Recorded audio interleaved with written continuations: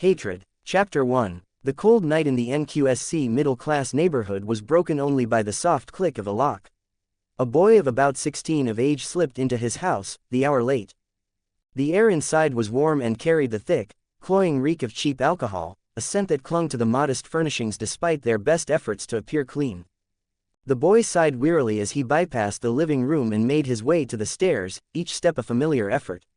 But as he reached the top, the silence was shattered by sounds from his father's room, a sharp cry, followed by a low, throaty moan. "Ah, oh, yes." The boy froze, his face twisting in disgust. Another one, he thought bitterly. Great. Just fucking great. It seemed his drunken mess of a father had brought yet another prostitute home. He didn't hesitate further. Striding into his own room, he dropped his bag with a thud and immediately snatched a pair of headphones from his desk, clamping them over his ears. The tinny blast of music was a welcome shield, muffling the grotesque symphony from down the hall. Collapsing onto his bed, he stared at the cracked ceiling, the white paint stained and yellowing. In the artificial silence, the memories came unbidden, washing over him like a tide. Memory. Hugo. A woman's voice called out, warm and full of affection, devoid of any anger.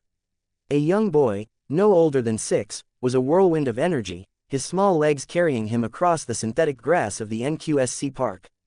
A brilliant, untainted smile was carved onto his face, a peaceful, beautiful expression untouched by the horrors that lurked at the edges of their world. Hugo rushed toward the sound, crashing into his mother's legs and wrapping his arms around her. "Ma, can you play with me?" he pleaded, his voice dripping with innocent hope. She patted his head gently before bending down to his level, her own smile elegant and heart-wrenchingly kind. "Of course, honey. After all, if I didn't play with you, who else would?" Right then, as they turned toward the center of the park, the world itself shifted. The very air grew still, holding its breath as if awaiting an executioner's blow. Then, reality didn't just ripple, it cracked, violently and without warning. In mere moments, the entire world went mad. Dozens of harrowing figures spilled from a tear in the world like dark plague, their forms monstrous and wrong. The pristine green of the synthetic grass was instantly stained a brutal, shocking red. The scene fragmented, reforming on a nearby road.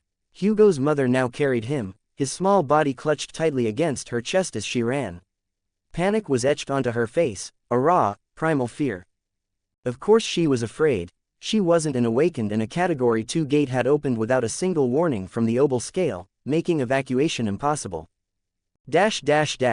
Hugo watched, his child's mind struggling to process the impossible speed of it all. His mother stumbled, then she fell to the ground violently. A horrific, glistening claw protruded from her chest, slick with her own blood. In her final, instinctual act, she had twisted as she fell, shielding Hugo, preventing the talon from piercing him too. She collapsed, her arms still locked around him in a deathly tight embrace. I'm sorry," she whispered, the words a wet, gurgling breath. The light in her eyes flickered and died in an instant. And just as the beast loomed over them, its harrowing fangs poised to descend, another figure appeared. She moved like a cold angel of death, a soul reaper given form. With impossible speed and grace, her scythe flashed, and the abomination was severed. The woman quickly shifted her stance, her brow furrowing as she noticed the dead woman near her. She sighed, a hollow sound. "Your nightmare is over." Then, she saw the body slightly twitch. In an instant her instincts as an awakened although a fairly new one kicked in. She stepped forward, ready to dismember the corpse, fearing that some parasitic abomination had already taken over the woman body. But what she found was far more horrifying than any monster. A little boy, no older than 8, was clinging to his mother's body. He was trying to shake her awake as if she was merely taking a nap, his small frame drenched in her blood. Translucent tears carved clean paths through the crimson mask on his face, turning red as they fell onto her lifeless form. Soul Reaper Jet stared, her professional composure shattered into complete shock. For a long, suspended moment, the world stopped. The government awakened battling nightmare creatures in the background, the countless other dead mundane humans, it all faded into a meaningless blur. There was only her, and the boy smeared in his mother's blood. For the first time in a long, long while, Jet was brutally reminded of how harrowing and cruel this world was. Of how cruel the nightmare spell truly was. 100 thoughts raced through her mind. Should I apologize for being too late? Should I comfort him? But how? How do you comfort a child drowning in his mother's viscera? In the end, Soul Reaper Jet said nothing. That single, silent action would become a ghost that tormented her for the rest of her life as an awakened, and most importantly a second, powerful driver for her relentless rampage against the creatures of the nightmare. Back in the present, the torrent of memories receded, leaving Hugo hollowed out. He saw it all again. The endless therapy sessions he still attended, his father's slow decline into madness by alcohol and strangers, the morbid emptiness of his own life. He felt the familiar, coiling hatred, for himself, for the nightmare creatures, for the spell itself. And most of all, he remembered the cold, blue eyes of the woman who had saved him. Even through a haze of blood and tears, the image of Soul Reaper Jet, the famous government awakened who was now an ascended master, was burned into his very soul. The cold, unrelenting promise of bloodshed in her gaze still haunted him. He wanted it. He wanted that same look in his own eyes. He wanted to become like her. He wanted the power to kill and kill again, to erase all the abominations from the world one by one. But for now, Hugo was just a boy curled into a tight ball on his bed, his legs clutched tightly to his chest. Truculent tears traced fresh paths down his cheeks, silent sobs racking his frame. "You promised," he whispered into the music-filled silence, his voice breaking. "You promised you'd play with me. You promised you'd stay." Eventually, his tears ran dry, his muffled cries lost to the beat in his ears. That night, Hugo fell into a fitful sleep, barely finding rest. For the next day, he would wake to find himself in a strange, hazy state. "I'm an idiot. I published RHE original work as a separate novel tag and not a fanfiction." Lostfromsanit creators' thoughts. 9 comments 0 vote. Nightmare begins. Chapter 2. Nightmare begins. Hugo woke up feeling a profound sense of numbness seeping through his limbs. His eyes were heavy, his thoughts mired in a thick, drowsy fog. Every movement was a sluggish effort, as if he were pushing through deep water. But beneath the physical torpor, something else was happening. Something deep within the core of his being was shifting, twisting, and eager to awaken. A fundamental change, subtle and inexorable, was slowly beginning. Realization dawned with the cold clarity of a shard of ice. It was simple, really. For anyone living in the era of the nightmare spell, the symptoms were as familiar as they were dreaded. Hugo had been infected. He was an aspirant. At his age, the chance of infection was at its peak. For most, this news would be a death sentence, a source of pure terror. After all, who would welcome being thrust into a first nightmare, forced to face vile abominations with a staggeringly high chance of a gruesome death leading to a transformation into a nightmare creature oneself? No sane person would do that. But Hugo, he was not exactly sane. He stared at his reflection in the smudged mirror, a vile, mad smile stretched across his face. Ha, ha ha ha, he clutched his head, a messy, choked laugh escaping his lips, tears of sheer, unadulterated joy streaming down his cheeks. Finally, I can be just like her. 3 hours later, Hugo stood alone before the NQSC police station, a monolithic structure of grim, utilitarian concrete. He watched the comings and goings of the officers, their faces set in professional masks of weary authority. The long walk from his dilapidated neighborhood had done little to ease the strange lethargy clinging to his soul. He had left without a word to his father. So if he died in the nightmare, the man would have no idea, learning of his son's fate only through a cold, official notice. A strange mix of guilt and vindictive sadness washed over him. But he did not back away. Even if he failed, his death would achieve one of his lesser, darker goals he had in mind. It was to spite his father. The pain of losing a wife and then a son would be utterly unbearable. It might even be the final push the man needed to join them. Good, he should have thought about the consequences of his actions a long time ago. Hugo snarled internally, shaking the morbid thought away. After all, he wasn't planning on dying. He had a promise to keep. Steeling himself, he walked inside toward the reception desk. The officer behind it looked up, his expression bored until Hugo spoke, his voice flat and rehearsed. As demanded by the 3rd Special Directive, I am here to surrender myself as a carrier of the nightmare spell. The officer paled dramatically. Another one. Hugo tilted his head. So, someone else was infected today. The statistical probability was actually quite high, but the coincidence felt significant, a ripple in the fabric of his fate.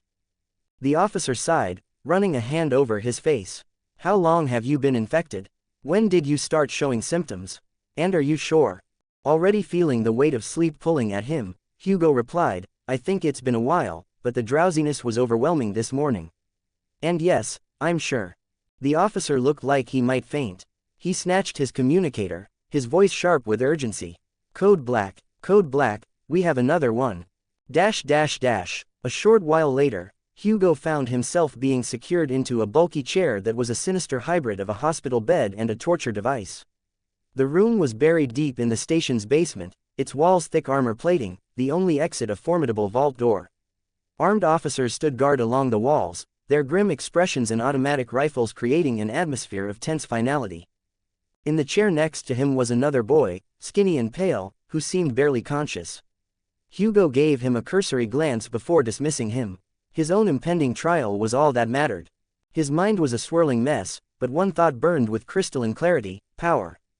This is the only path forward that he would be content with. Finally, the vault door hissed open, and a gray-haired policeman with a seasoned, stern face entered. He checked Hugo's restraints with practiced efficiency, glanced at his wristwatch, and then fixed Hugo with a grave look. What's your name, kid? Hugo, he answered, his voice steadier than he felt. The old policeman grunted. Do you want me to contact your family? Hugo simply shook his head, his expression a mask of cold indifference. No, not really. He lied. A shadow passed over the policeman's face before his expression hardened into one of grim duty. All right, Hugo, how long can you stay awake? Not long, Hugo admitted, the words feeling like lead. Then we don't have time for the full procedure. Try to resist for as long as you can and listen to me very carefully. Okay. Not waiting for a response, he leaned closer. How much do you know about the nightmare spell? Hugo gave him a tired look. As much as anyone, I guess. You complete the first nightmare, kill some monsters, get magic powers. Become a dreamer, then get sent to the dream realm on the winter solstice, and after returning you become an awakened. The policeman nodded with a hesitant expression. That is mostly correct. But I'll have to warn you, in your first nightmare you won't encounter just monsters, you will come across humans too. So you need to remember, they are not real, merely apparitions made by the spell. Quote, how do you know? The boy next to him suddenly spoke, a spark of defiance cutting through his drowsiness. No one understands the spell. So how can you be sure they're not real? The policeman's eyes were flinty. You might have to kill them, kid. So do yourself a favor and just think about them as illusions. The simple, brutal statement hung in the air. Oh. A lot depends on luck, the policeman continued, addressing the pale young boy. Generally, it shouldn't be overwhelmingly hard. The situation, the tools, the creatures, they should be within your abilities. The spell sets up trials, not executions. You're disadvantaged, but you look like a tough kid. Don't give up on yourself. The boy merely grunted in response. The darkness at the edge of his vision was creeping inward. About those magic powers, you will receive them if you survive. What they are depends on your affinity and your actions during the trial. But some of it will be available to you from the start. The voice was growing distant, echoing down a long tunnel. Hugo's eyelids were massive weights, the same could be said for the other boy next to him. Remember, the first thing you must do is check your attributes and your aspect. If you get a combat aspect, something like a swordsman or an archer, things will be easier. If it's reinforced by a physical attribute, even better. Combat aspects are the most common. The armored room was dimming, the lights seeming to fade. If you're unlucky and your aspect has nothing to do with combat, don't despair. Sorcery and utility aspects are useful in their own ways, you'll just have to be smart. There are really no useless aspects. Well, almost none, so just do anything in your power to survive. The policeman's final words were the faintest whisper, laden with a pragmatic, chilling honesty. If you survive, you become an awakened. If you die, you'll open a gate for a nightmare creature to appear here. Which means my colleagues and I will have to deal with it. So, please don't die, both of you, Hugo, Sunless. Quote. So that's his name, Hugo thought. Then for a split second, Hugo felt a strange, hollow pang at the man's sincerity towards him and the other boy. Or, at least, try not to die right away. The nearest awakened won't be here for a few hours. We would really appreciate it if you don't make us fight that thing ourselves. What a world, was Hugo's last, fragmented thought. Then, the last of his resistance crumbled, and he fell into a deep, absolute slumber. Everything became black, and then, in the profound darkness, a faintly familiar, resonant voice rang out, severing his last connection to the world he knew. Aspirant, welcome to the nightmare spell. Prepare for your first trial. 2 comments 0 vote. Stranger Things. Chapter 3. Stranger Things. Hugo dreamt of a vast wasteland. It was an impossibly large expanse of desolation, filled with gigantic remains of countless unknown structures. They seemed to be made of a strange, smooth white marble that had stubbornly retained its shape despite being shattered and broken. The very air was heavy with the dust of fallen civilizations. The most noticeable thing, however, was the sky. It was a swirling, impossible canvas of green, blue, and red, a chaotic aurora that painted the heavens and the sun, if it can even be called that, was not a source of light and warmth, but instead a chilling void, a black hole that seemed to drink the vibrant aurora from the world.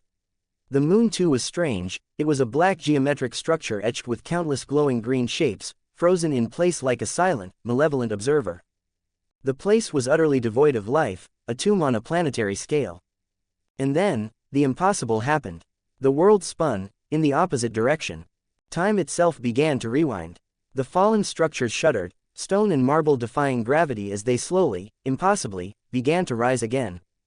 The sun and the strange moon chased each other backwards across the sky, a silent cycle of unraveling. And then in an instant that stretched for an eternity, hundreds, if not thousands, of years flew by in reverse. Corpses buried deep in the barren soil were exhumed, pulled back to the surface. The tall, graceful spires of white marble soared upwards, reconstructing themselves until they pierced the chaotic heavens.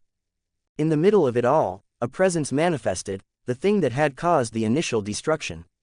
A sense of primordial dread, so vast and heavy it threatened to crush Hugo's soul, washed over him. But even that passed, swallowed by the relentless tide of reversing time. Finally, the cosmic reel slowed, stopped, and then, with a silent shudder, resumed its usual, forward pace. Aspirant, welcome to the nightmare spell. Prepare for your first trial. Hugo's eyes snapped open. His hands were bound in front of him by a large, white, cuff-like device, its surface inscribed with faint, glowing green circuits. The material was cool and unnervingly light. He found himself wearing a blank, featureless white shirt and pants, garments that felt strangely, anachronistically modern compared to the ancient history he associated with the dream realm. Furthermore, he was one in a long line of hundreds, all shuffling forward in a grim, silent procession. Looking around, Hugo suppressed a gasp. The sky was now a solid, luminous green. But the city was something else entirely. They walked through a city of breathtaking beauty and impossible advancement. Tall, beautiful white skyscrapers, sleek and organic in design, rose to pierce the heavens.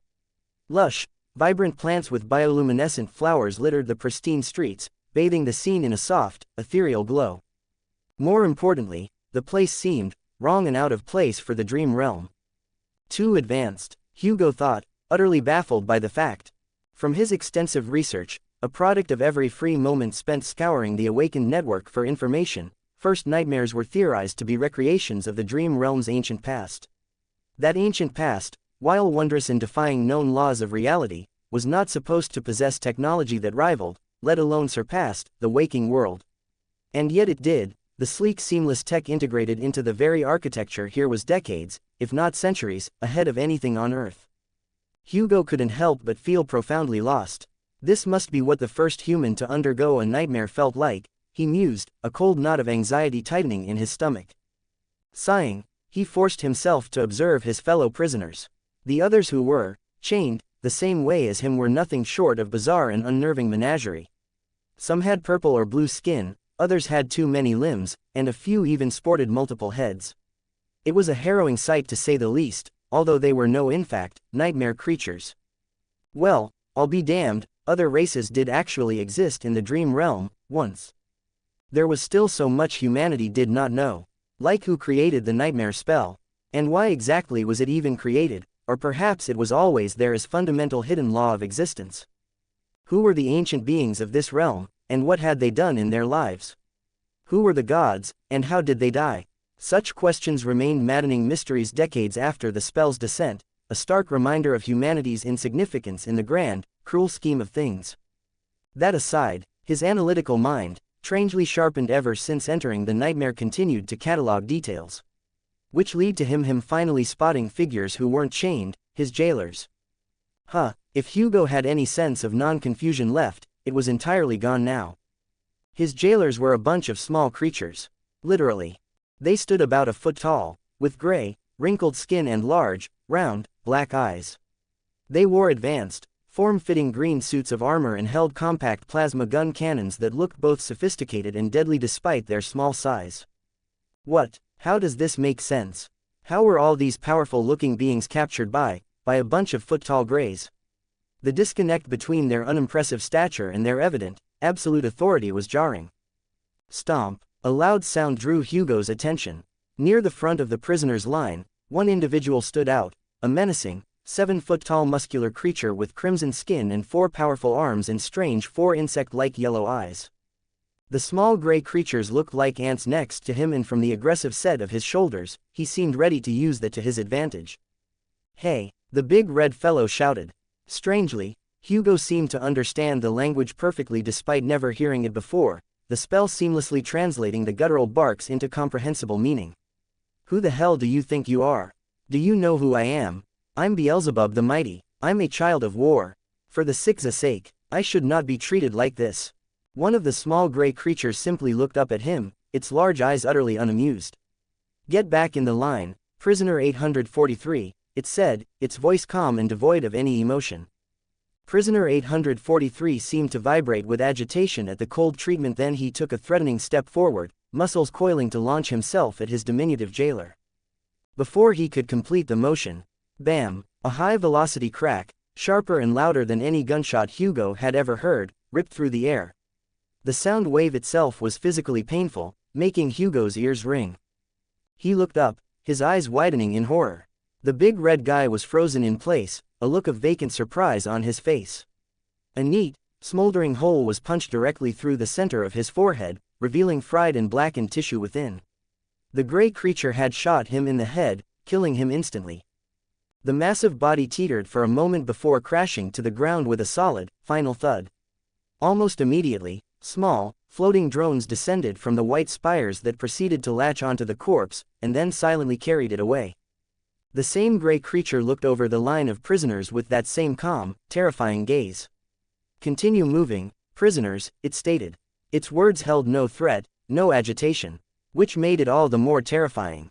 There was only a chilling, absolute efficiency and professionalism, as if dealing with unruly livestock. It was now clear to Hugo that his life here was worth less than nothing to these strange creatures. The other prisoners seemed to have reached the same conclusion, the line resuming its somber march without a single whisper of protest.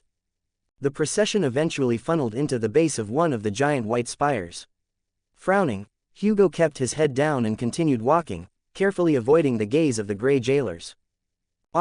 Right, shaking off his fear, he remembered the countless instructional videos and the old policeman's urgent advice. Check your runes. Focusing inward, on the core concept of his own being and the idea of status, he willed the information to appear. Suddenly, a cluster of glowing, shimmering runes materialized in his vision, visible only to him. Name: Hugo. True name: rank: aspirant. Soul core: dormant. Memories: echoes. Attributes: mutant mark of divinity. Extraordinary memory. Aspect: unique being. Aspect description: your blood, flesh, bones, mind, soul, spirit, and shadows are altered in strange ways.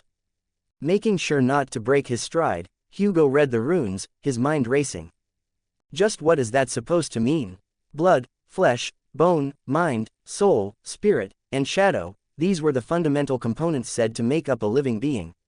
But he wasn't entirely sure what spirit entailed, although he knew the others held immense importance on the path of ascension. But why is mine altered? More importantly, what benefits did it grant him? Usually, aspects, even in their dormant state during the first nightmare, presented a clear passive ability or a hint of an active one, but this description was maddeningly vague. With a silent sigh, he focused on his attributes. While not as defining as an aspect, they were crucial passive enhancements. Mutant attribute description: you are unique among your people, existing simultaneously as the best of your kind and also the most harrowing of your kind. Mark of divinity attribute description: You bear a faint scent of divinity, as though someone briefly touched by it once, a long time ago. Extraordinary memory. Attribute description. Out of the 7 parts of your being, you have mastered the mind the most, granting you excellent memory. Hugo's frown deepened as he processed the information. Mutant was almost as cryptic as his aspect, though it hinted at a duality within him. Perhaps it granted minor physical augmentation or adaptability. He couldn't be sure yet. Well, whatever it is, it'll have to wait. He didn't have the luxury of time. He needed to act soon if he wanted to survive.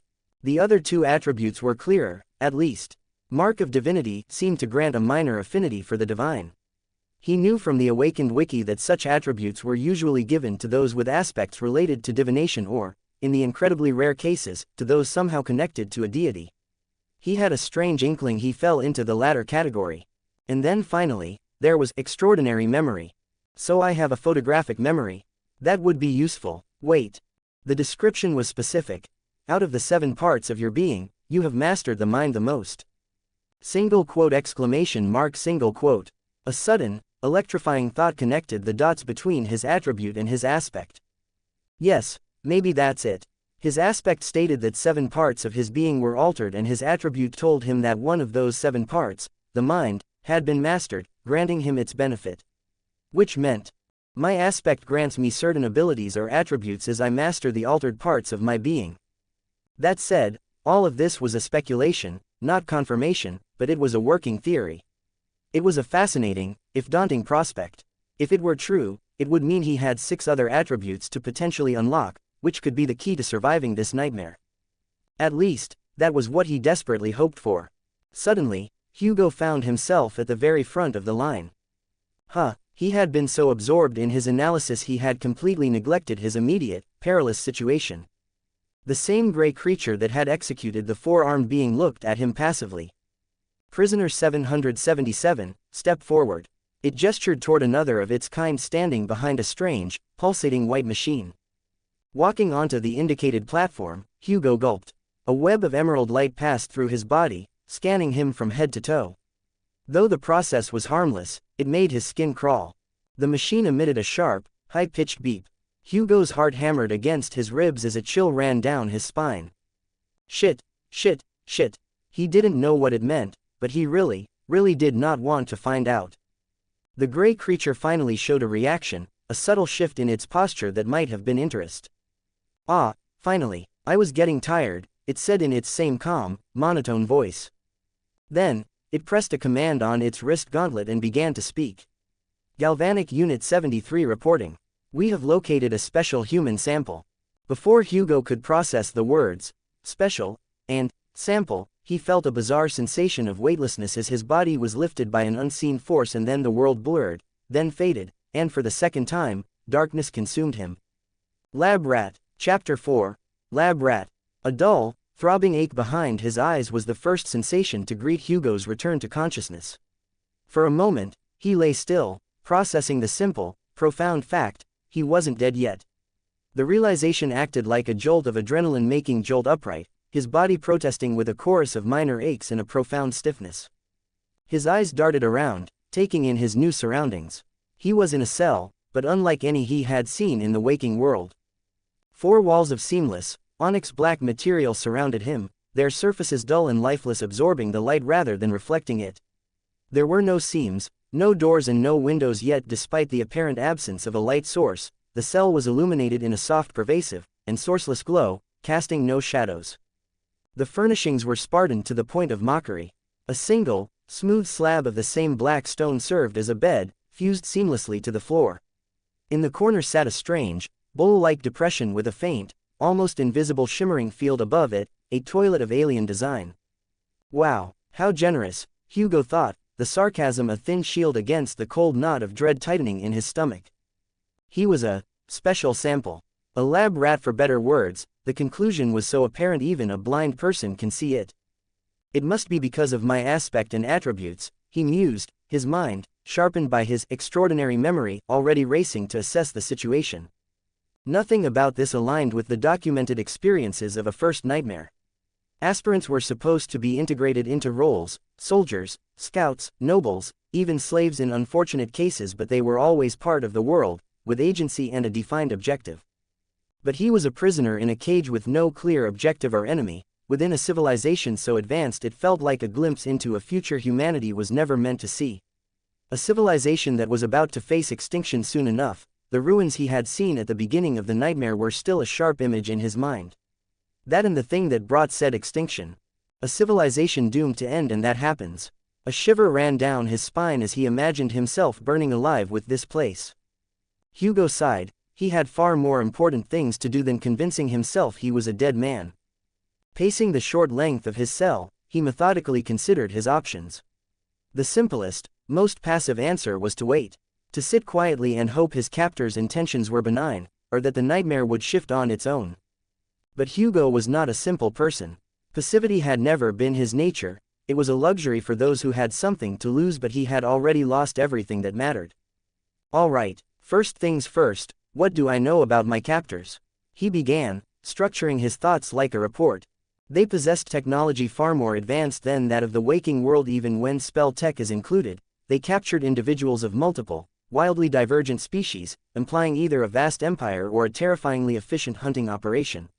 They also were intelligent, ruthlessly pragmatic, and saw other beings as specimens or inconveniences rather than creatures.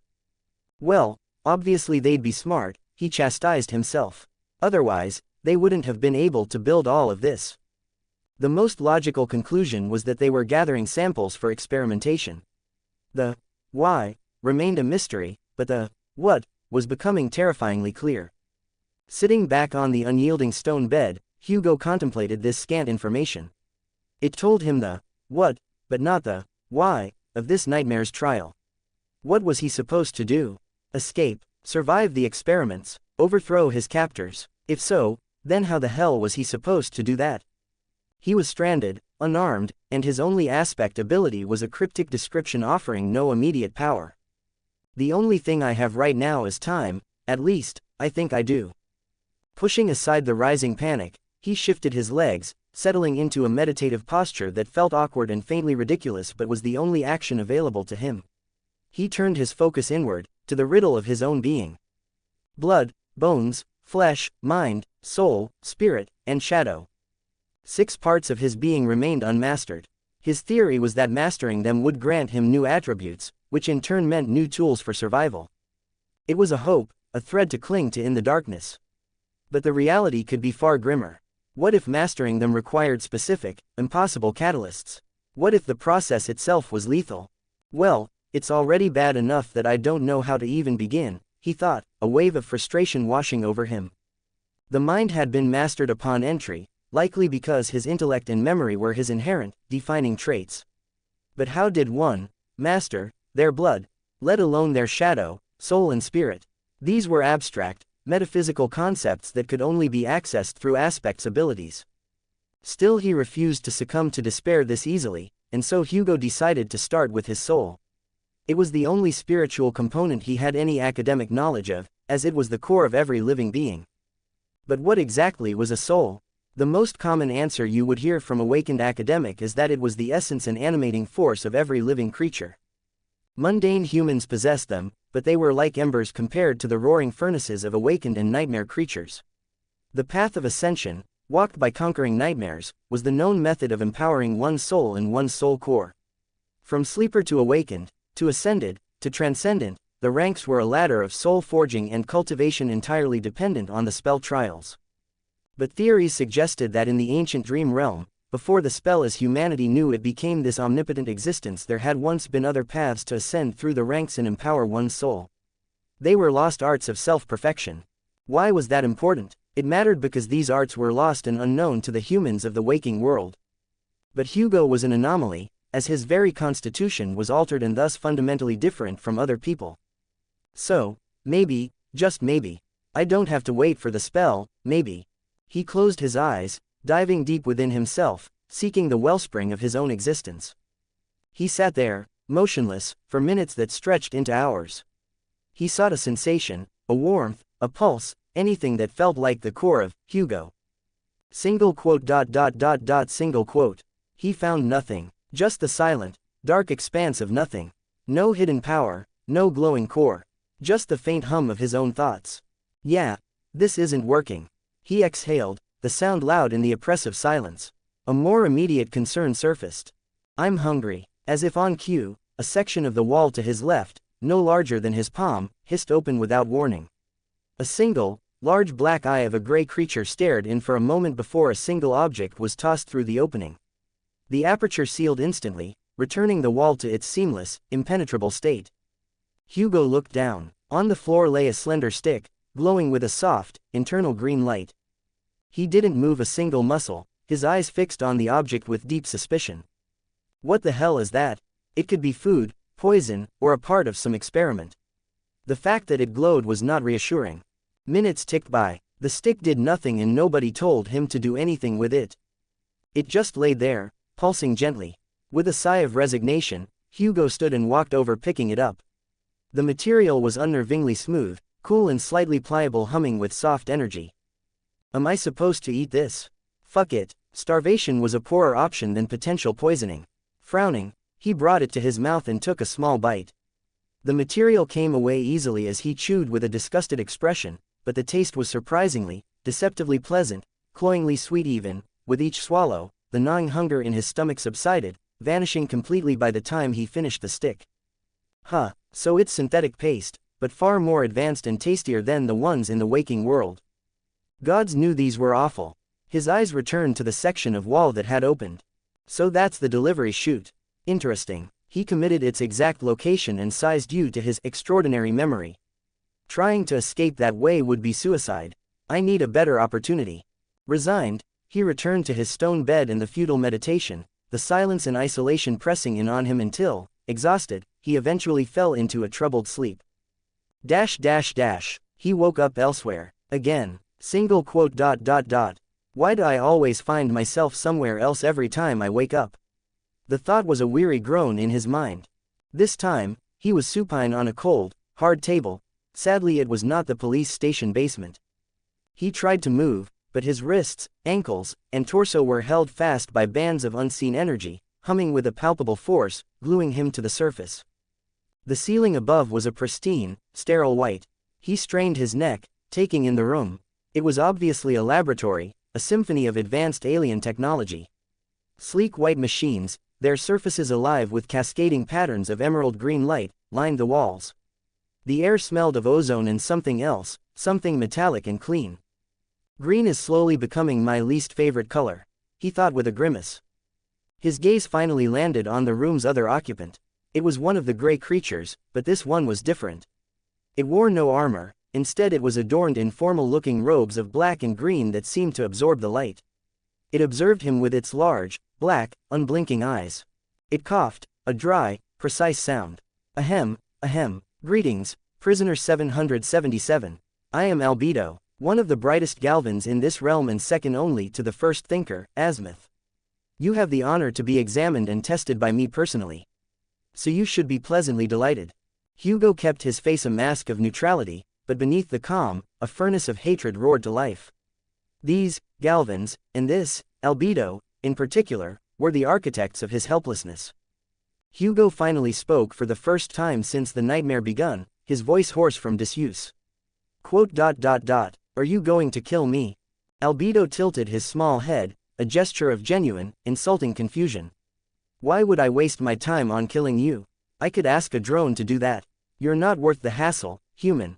Yep, I'm going to kill you first, Hugo thought, the resolution settling in his soul like a shard of ice. Albedo, utterly unaware or indifferent to Hugo's silent vow, continued in his steady, monotone. You have been chosen from the countless prisoners to be a test subject for the first thinker's greatest creation. As I said, consider it an honor. And, quite frankly, it saved your life. If you had not possessed such a, uniquely erroneous anatomy, you would have been sent to the null void with the rest of the prisoners and forced to work your entire life to repent for your crimes. The null void, a prison, so the body I inhabit is that of a criminal, one horrible enough to be sentenced to a lifetime of hard labor. The irony was bitter, and I was spared that fate only to become a lab rat. Wow, how lucky. But another part of Albedo's speech snagged his attention, the first thinker's greatest creation. Which suggested this Azimuth possessed some sort of magnum opus and Hugo was to be its test subject. Albedo walked closer, Then, with an effortless grace, began to float, rising until he was level with Hugo on the table. You are truly a peculiar existence. Even the noble creatures we captured were not as fundamentally bizarre as you are. He eyed Hugo as one would a fascinating bug. Your blood is all wrong, its cellular structure and energy matrix functioning in ways that defy biological law. Your bones and flesh are a patchwork of incomprehensible densities, with some sectors as dense as neutron star matter, others as soft as aerogel. But it is your mind that fascinates me the most. By all logical metrics, its chaotic neural pathways should have resulted in you being mentally retarded, yet you display cogent, even sharp, intelligence. He paused for a moment, well, some sort of intelligence at least. At first, I theorized it was a compensatory effect of your soul, spirit, and shadow's unique constitutions, but that was not the case. Your entire being physically and spiritually is a cascade of errors, all interconnected by a strange, unseen thread that somehow maintains your cohesion. It is magnificent in its wrongness. As he spoke, a holographic screen materialized before him, streaming with data Hugo couldn't comprehend. Well, enough talk, we should begin. Hugo's eyes narrowed. Begin what? Albedo's lipless mouth stretched into a small, chilling smile. The experiment, of course. As he said the words, 7 tall needles of polished white metal descended from the ceiling like silent, articulated arms. They were long, terrifyingly thick and tipped with points that seemed to shimmer, distorting the air around them. They positioned themselves over his chest, his limbs, his forehead. Wait, please, Hugo pleaded, his voice cracking with raw undisguised horror. It was a futile sound, swallowed by the sterile silence of the lab. The needles struck. The pain was not a single sensation, but a symphony of agony. It was a cold, invasive fire that erupted at each point of entry, burrowing deep into his tissue. He felt them grinding against his bones, seeking pathways through his flesh and his blood being assaulted by an unknown force. A scream torn from the very core of his being ripped from his throat, a raw, animalistic sound of utter terror and pain. But it was only the beginning. The needles didn't stop at the physical. They pushed deeper, into a realm of sensation Hugo had never known. He felt them pierce the veil of his soul, a violation so profound it dwarfed the physical torment. It was like having the core of his identity scraped raw. His spirit frayed and snapped under the onslaught, and on the table beneath him, his own shadow writhed and twisted as it was pierced by the shadow of the long needles. Through the overwhelming pain, he felt something foreign being injected. It was not a liquid, but a raw, concentrated potential, an alien energy that sought to rewrite his essence. And horrifyingly, his body, his soul, his spirit and his shadow did not fight it. Instead they accepted it, betraying him instantly, drinking deeply of the invading substance with a terrifying insatiable hunger. It was as if the fundamental alteration described by his aspect had made him a barren field, and this violation was a torrential, poisonous rain he was desperate to absorb.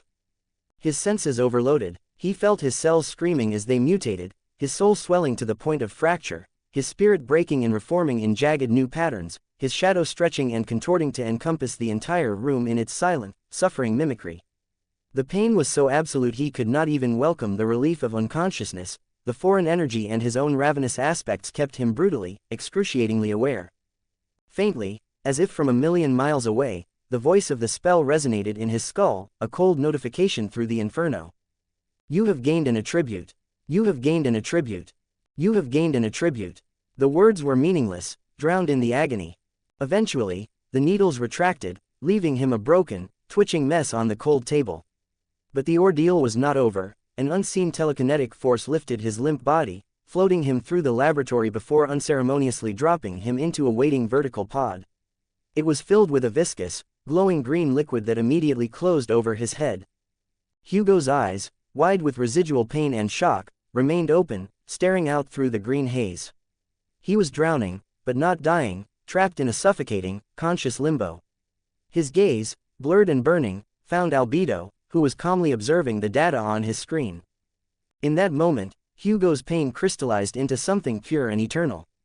A hatred so deep, so cold, and so vast it felt like it could shatter worlds. It was a promise, etched into his soul with the needle's points. And yet, that world-shattering hatred could do nothing for its master, who was trapped, sundered, and slowly drowning in a silent, green hell. 4 comments 0 vote. Mysterious Powers. Chapter 5. Mysterious Powers.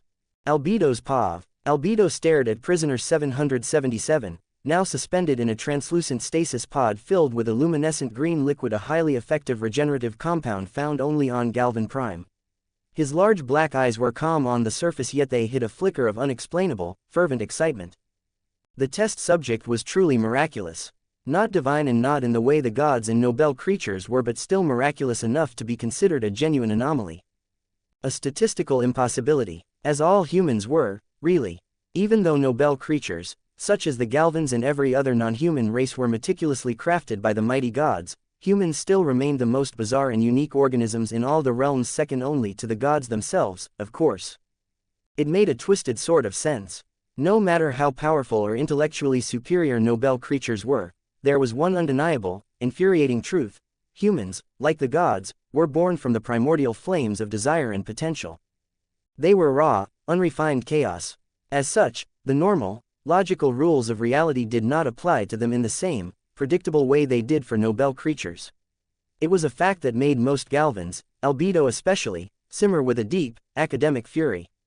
After all, these creatures were inferior in discipline and structure, yet they held such pristine, untapped potential, all of it squandered by their own rampant arrogance and endless infighting, especially those from the war god's realm. And that statement was not blatant racism for human, but merely pure fact from, for example, every test subject they had taken was a vile criminal from across the realms, their atrocities knowing no bounds, with most of them being humans. This was why the Galvans felt no ethical quandary about experimenting on them. In fact, being a test subject was a far more merciful fate than the alternative, the null void. Albedo shivered slightly, a full-body tremor, as he thought of that harrowing place. Despite its name, the null void had no relation to the vile, all-consuming primordial void. Yet that did not mean it was not a place of profound horror in its own right. It was a partitioned, savage segment of Beast God's divine realm, the patron deity of the Galvans. And it was also the most harrowing part of the god's realm. In fact, it could even be labeled as a miniature realm of untamed chaos and primal fury within the divine domain. The most harrowing of beasts, untouched by external corruption yet monstrous by their very nature, roamed its endless wastes. Any prisoner sent there would suffer a lifetime of hard labor, mining for unstable resources under constant threat of being torn apart. What a regretful fate, Albedo thought, a strange, unwelcome emotion tugging at his core. He quickly suppressed it. No, they deserved it. Order must be maintained. Turning his attention back to prisoner 777, he tried to find a coherent way to explain how the subject's body, no, his entire existence, was so fundamentally strange. This doesn't make any sense, Albedo shouted, his small hand slapping the surface of the data screen in uncharacteristic frustration. By all accounts, he should have been ecstatic, and to an extent he was, as they had found a subject capable of bonding with it.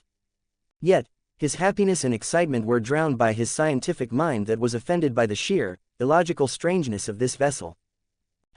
Just how could it awaken an aspect without even becoming awakened first? Albedo exclaimed, his tiny hands gripping the screen's edge until his knuckles turned white. The subject was confirmed to possess an aspect, a defining supernatural principle. Yet, the foundational truth was that the subject was, in fact, not an awakened. He did not possess a soul core, the fundamental engine that allowed for such a thing. It was like finding a star burning without nuclear fusion. Just what are you? Albedo gritted his teeth, staring at the floating human. Their test subjects were neatly divided into two categories: awakened criminals and dormant criminals. The former obviously gave better, more stable results due to their developed nature. On the other hand, the latter were often disappointing but held a certain potential due to the ripeness and malleability of their dormant souls. But Subject 777 made absolutely no sense. He was an ontological paradox. The subject possessed no soul core whatsoever, yet he possessed an aspect, which preliminary scans confirmed was related to a fundamental, existential mutation, granting him the unique cohesion he possessed.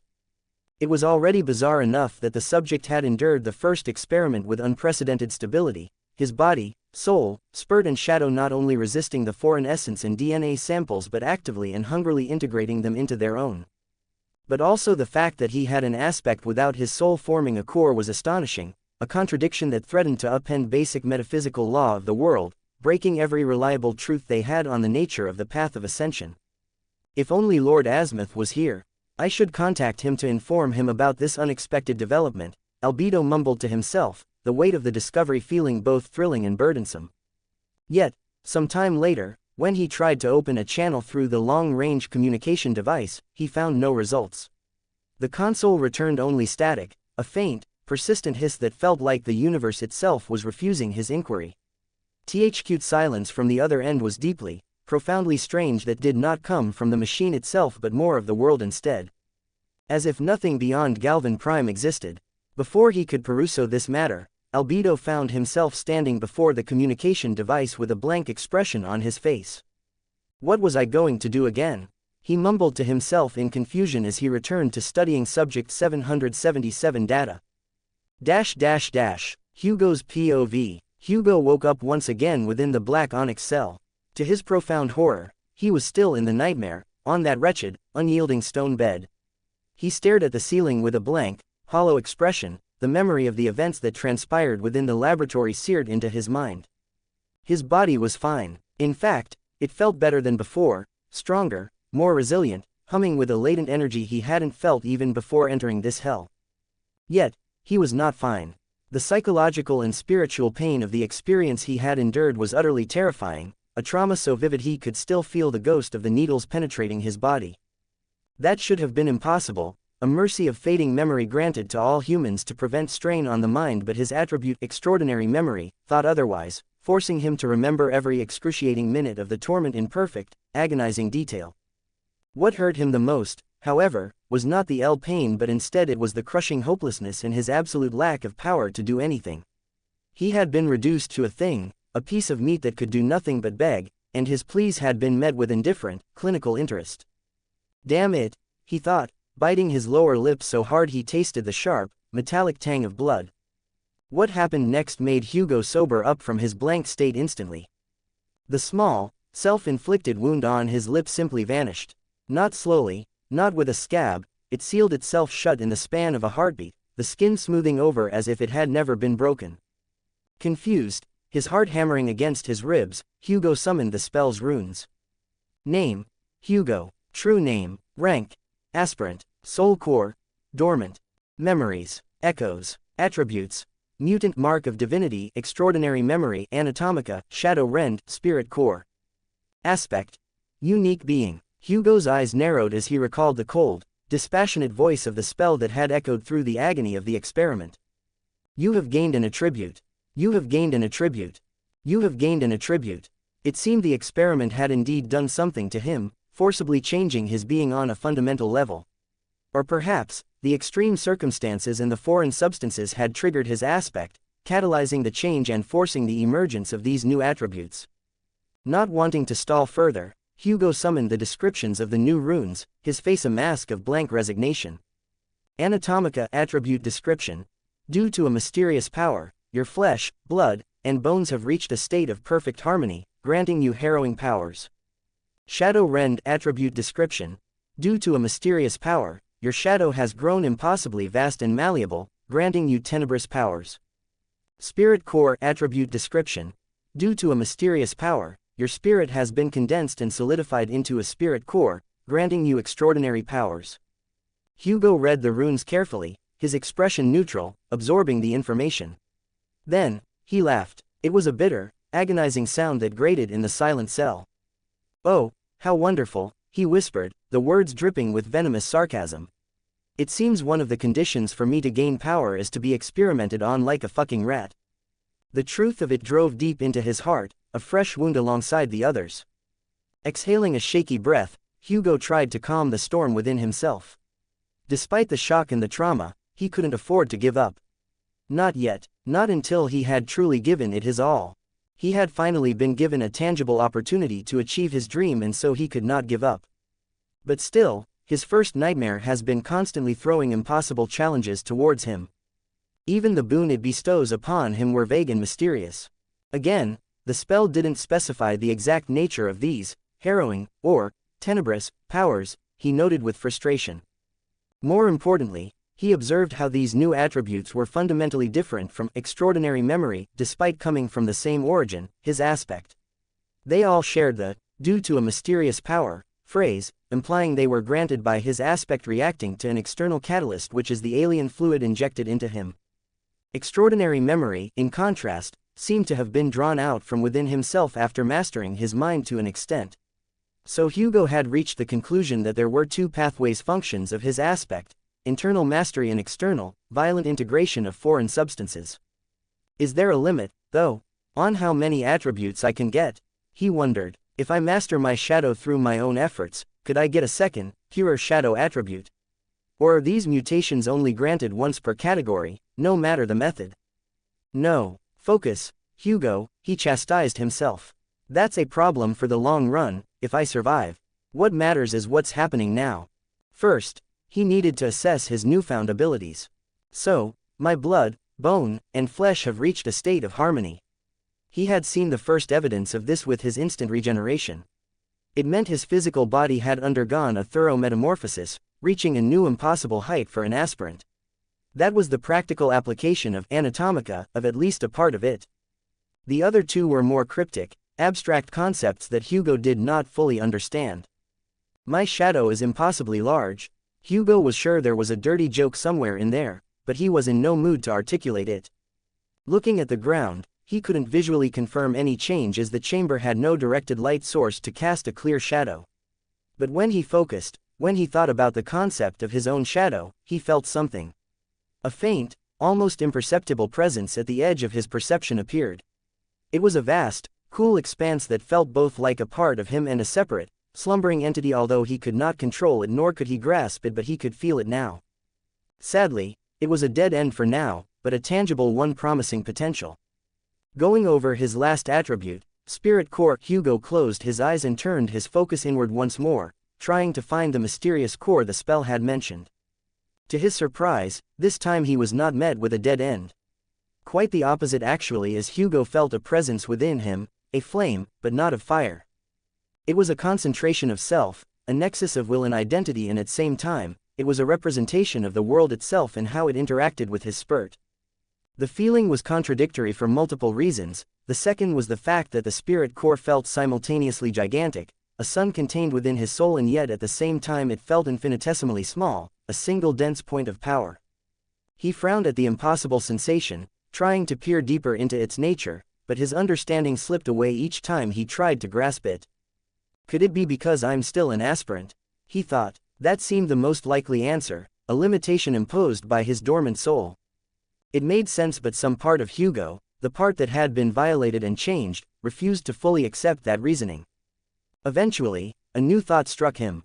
Wait, flesh, blood, and bone fused together into one attribute. Then there's shadow and spirit, but where is the soul? Wasn't a spirit innately tied to the soul?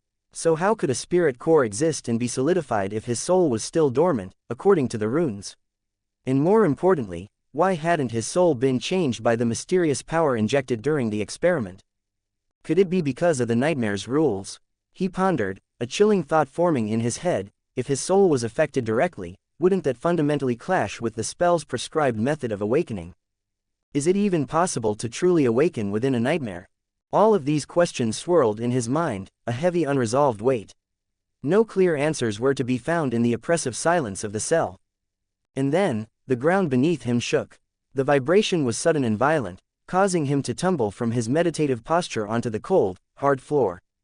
What the hell? He muttered, his voice instantly drowned out by the roar of a distant explosion, followed by the frantic, echoing sound of running footsteps and alarms that suddenly screamed to life. 2 comments 0 vote. Escape. Chapter 6. Escape. Hugo sat there listening to the sudden explosion of sound and violence, his mind scrambling to process the chaos. For a moment, he was paralyzed, caught between two terrifying realities. On one hand, he had a dreadful premonition of what this was, the arrival of the apocalyptic force he had witnessed at the beginning of the nightmare, the terrifying army that shattered this advanced civilization. Which meant one thing, the end was beginning. But on the other hand, a more immediate, practical problem consumed him. He was stranded in an impregnable cell with no way out. He was practically a caged animal awaiting the fire. The grand scale of the doom outside was irrelevant if he couldn't take a single step beyond these 4 walls. What to do? What to do? The thought was a frantic drumbeat in his skull. His eyes darted to the section of the wall the Galvans used for food delivery, moving to the left wall quickly, he pressed his ear against the cool, seamless onyx. His senses, sharpened to a preternatural acuity by Anatomica, cut through the muffled roars and distant booms. He could make out distinct layers of sound. First, there was the high-pitched, searing crack hiss that were incredibly fast and numerous.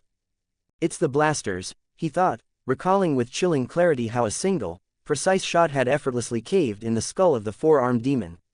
It seemed the Galvans were deploying their full arsenal. But they weren't the only ones firing. Beneath the blaster fire was another sound, a deeper, angrier thrum crack of plasma discharges. These ones were more violent and slightly different from the blasters the Galvans used, which suggested the existence of an intruder, or perhaps a mass prison break was underway. Whatever it was powerful enough to force the Galvans into a pitched firefight.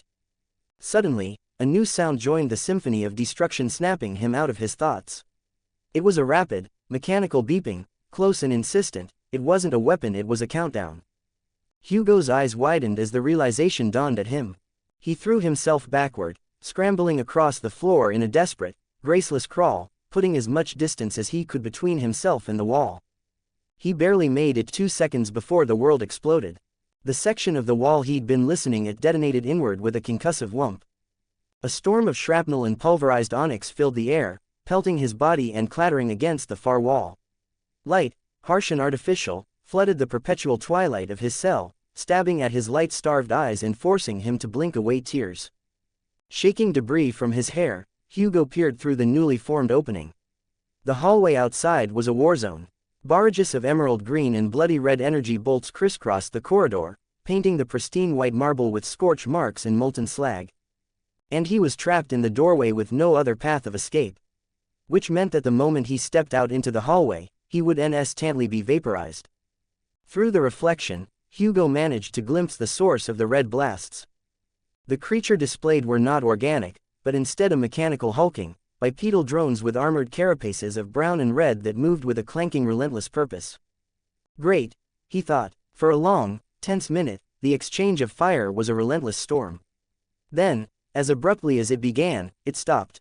A final, sizzling red bolt struck home, and an eerie silence descended, broken only by the drip of molten metal and the faint crackle of dying electronics. The hallway was once again silent. Hugo's heart hammered against his ribs as he moved cautiously toward the jagged hole that was once a wall. Not wanting to die a stupid death, he grabbed a fist-sized chunk of debris and lobbed it out into the hallway. It clattered noisily against the floor and rolled to a stop. Nothing happened. No blaster fire and, more importantly, no movement nor sound. Still not convinced, he slowly, carefully, edged his head out to peer into the corridor. It was a scene of devastation. The long, wide hallway was littered with wreckage. On one side lay the smoldering, tiny forms of several Galvan soldiers drowning in their own blood, their advanced armor broken and scorched. On the other side, the shattered remains of the brown and red assault drones lay in sparking, inert heaps. Hugo confirmed the fact that the enemy the Galvans are fighting was a mechanical force. Not that he cared who was fighting whom. Freedom was freedom. As he stepped out he saw something on the edges of his vision. It was a slight, twitching movement among the Galvan corpses. One of the small gray creatures had survived, but only barely. Its armor was a cracked ruin, and a dark, viscous fluid, its blood pooled beneath it. The little creature was a fighter. As it was trying to crawl to safety, its movements feeble and pathetic. A cold, focused fury ignited in Hugo's chest. All the helplessness he had felt since the beginning of the nightmare, the violation of the experiment and the sheer terror he had felt due to these creatures. It all coalesced into a single, white-hot point of hatred deep inside his soul. He walked toward the dying Galvan, his steps measured and heavy. The tiny creature looked up, its large black eyes meeting his. It tried to speak, but only a wet, gurgling rasp escaped its mouth, accompanied by a fresh trickle of blood. Hugo felt no pity. His only regret was that the Galvan he was killing was not albedo, and so without a word, he picked up a sharp, jagged piece of broken debris from the floor and raised it high, his knuckles white, then slammed it down with all his enhanced strength, crushing the Galvan's small torso. The body convulsed as it was hammered by the large rock. Then the familiar voice of the spell resounded in his ears. "You have slain an awakened beast, Galvan soldier. You have received a memory, Proto-Tech armor." A grim, Savage grin stretched across Hugo's face as he brought the shard down again, an Agai, a cathartic release of pent-up rage before the spell's notification finally registered, and then he stopped, breathing heavily.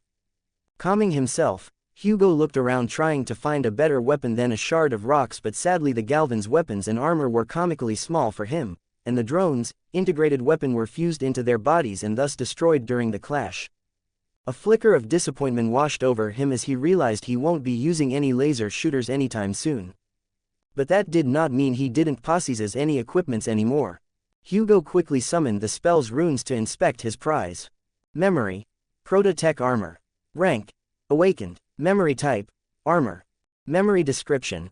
Despite their lack of physical prowess, the Galvans were hailed as the greatest of the gods' creation due to their intelligence, and as such their inventions were simply unmatched throughout all the realms. Memory enchantments. Modification. He couldn't see the specifics of the enchantment, which was a shame, but at least he now had an aimor to protect himself. He willed the memory to manifest. A shower of brilliant white sparks erupted in the air before him, coalescing and weaving together into solid form. In moments, the armor was fully materialized. It was sleek and biomechanical masterpiece of alien engineering. Interlocking plates of dark blue, black, and light gray hugged his frame, emphasizing mobility without sacrificing protection. It felt both lightweight and incredibly durable, with segmented panels at the chest, shoulders and limbs that moved with him like a second skin. A compact, unidentifiable tech module was integrated seamlessly into the back. It was nothing like the blocky green suits the Galvans wore, and for that, Hugo was profoundly grateful. He stretched, testing the suit's limits. It was a perfect fit, moving with a silent, fluid grace. Now what to do? His immediate problem was the lack of a weapon. Walking over to the drone wreckage, he wrenched free a long, sturdy strut of brown metal hefting it like a club. It was crude, but it had solid weight to it. Gosh, I feel like a caveman. He looked down the long hallway. It stretched in two directions, both identical, and both led into the unknown, and both were equally terrifying. With a sigh, he chose the direction from which the drones had come, hoping it to be the direction of the exit. This place is a labyrinth. Hugo grumbled internally, ducking behind a large, shattered food dispenser. He had taken multiple turns, navigating a complex web of identical white and green hallways, only to find himself more lost than before. Eventually he had stumbled into what appeared to be a massive cafeteria, and it had immediately become a fresh battlefield. Across the vast room, a remaining squad of Galvans was trading frantic blaster fire with a new wave of brown drones. Just as the firefight seemed to be reaching a stalemate, a purple blur shot from the drone's flank. It moved with impossible speed like a phantom weaving through the chaos. It didn't use blasters, instead, it wielded two long, vicious blades of crackling red plasma as it cut through the remaining Galvans with brutal, surgical efficiency, a whirlwind of death that left dismembered bodies in its wake. The figure finally paused its relentless killing spree, its helmeted head turning as it scanned the room as if looking for more targets to slice. It was about to move on when it suddenly stopped. Slowly, with an unnerving, predatory precision, it turned its head. Its blank visor fixed directly on the broken dispenser Hugo was hiding behind. It dashed straight for him. Cursing, Hugo exploded into motion. He heard the sharp shing of a plasma blade and the sound of tearing metal as the dispenser he'd just been behind was cleaved in two. He didn't look back, sprinting deeper into the cafeteria's service area, weaving between cooking stations and storage units. His body, enhanced by Anatomica, moved with a speed and agility he'd never known before, his legs pumping and his heart a frantic drum in his ears. But it wasn't enough. The purple assassin was faster, closing the distance with terrifying ease. He could hear the sizzle of the plasma blades as they sliced through everything in their path behind him, getting closer with every second. Just then, Hugo spotted a large tray filled with a glowing green nutrient paste, and so without breaking his stride, he swung his metallic bat like a golf club, connecting with the tray and sending a wave of the viscous substance hurling toward his pursuer. As expected, the assassin smoothly bisected the tray with a flick of its wrist.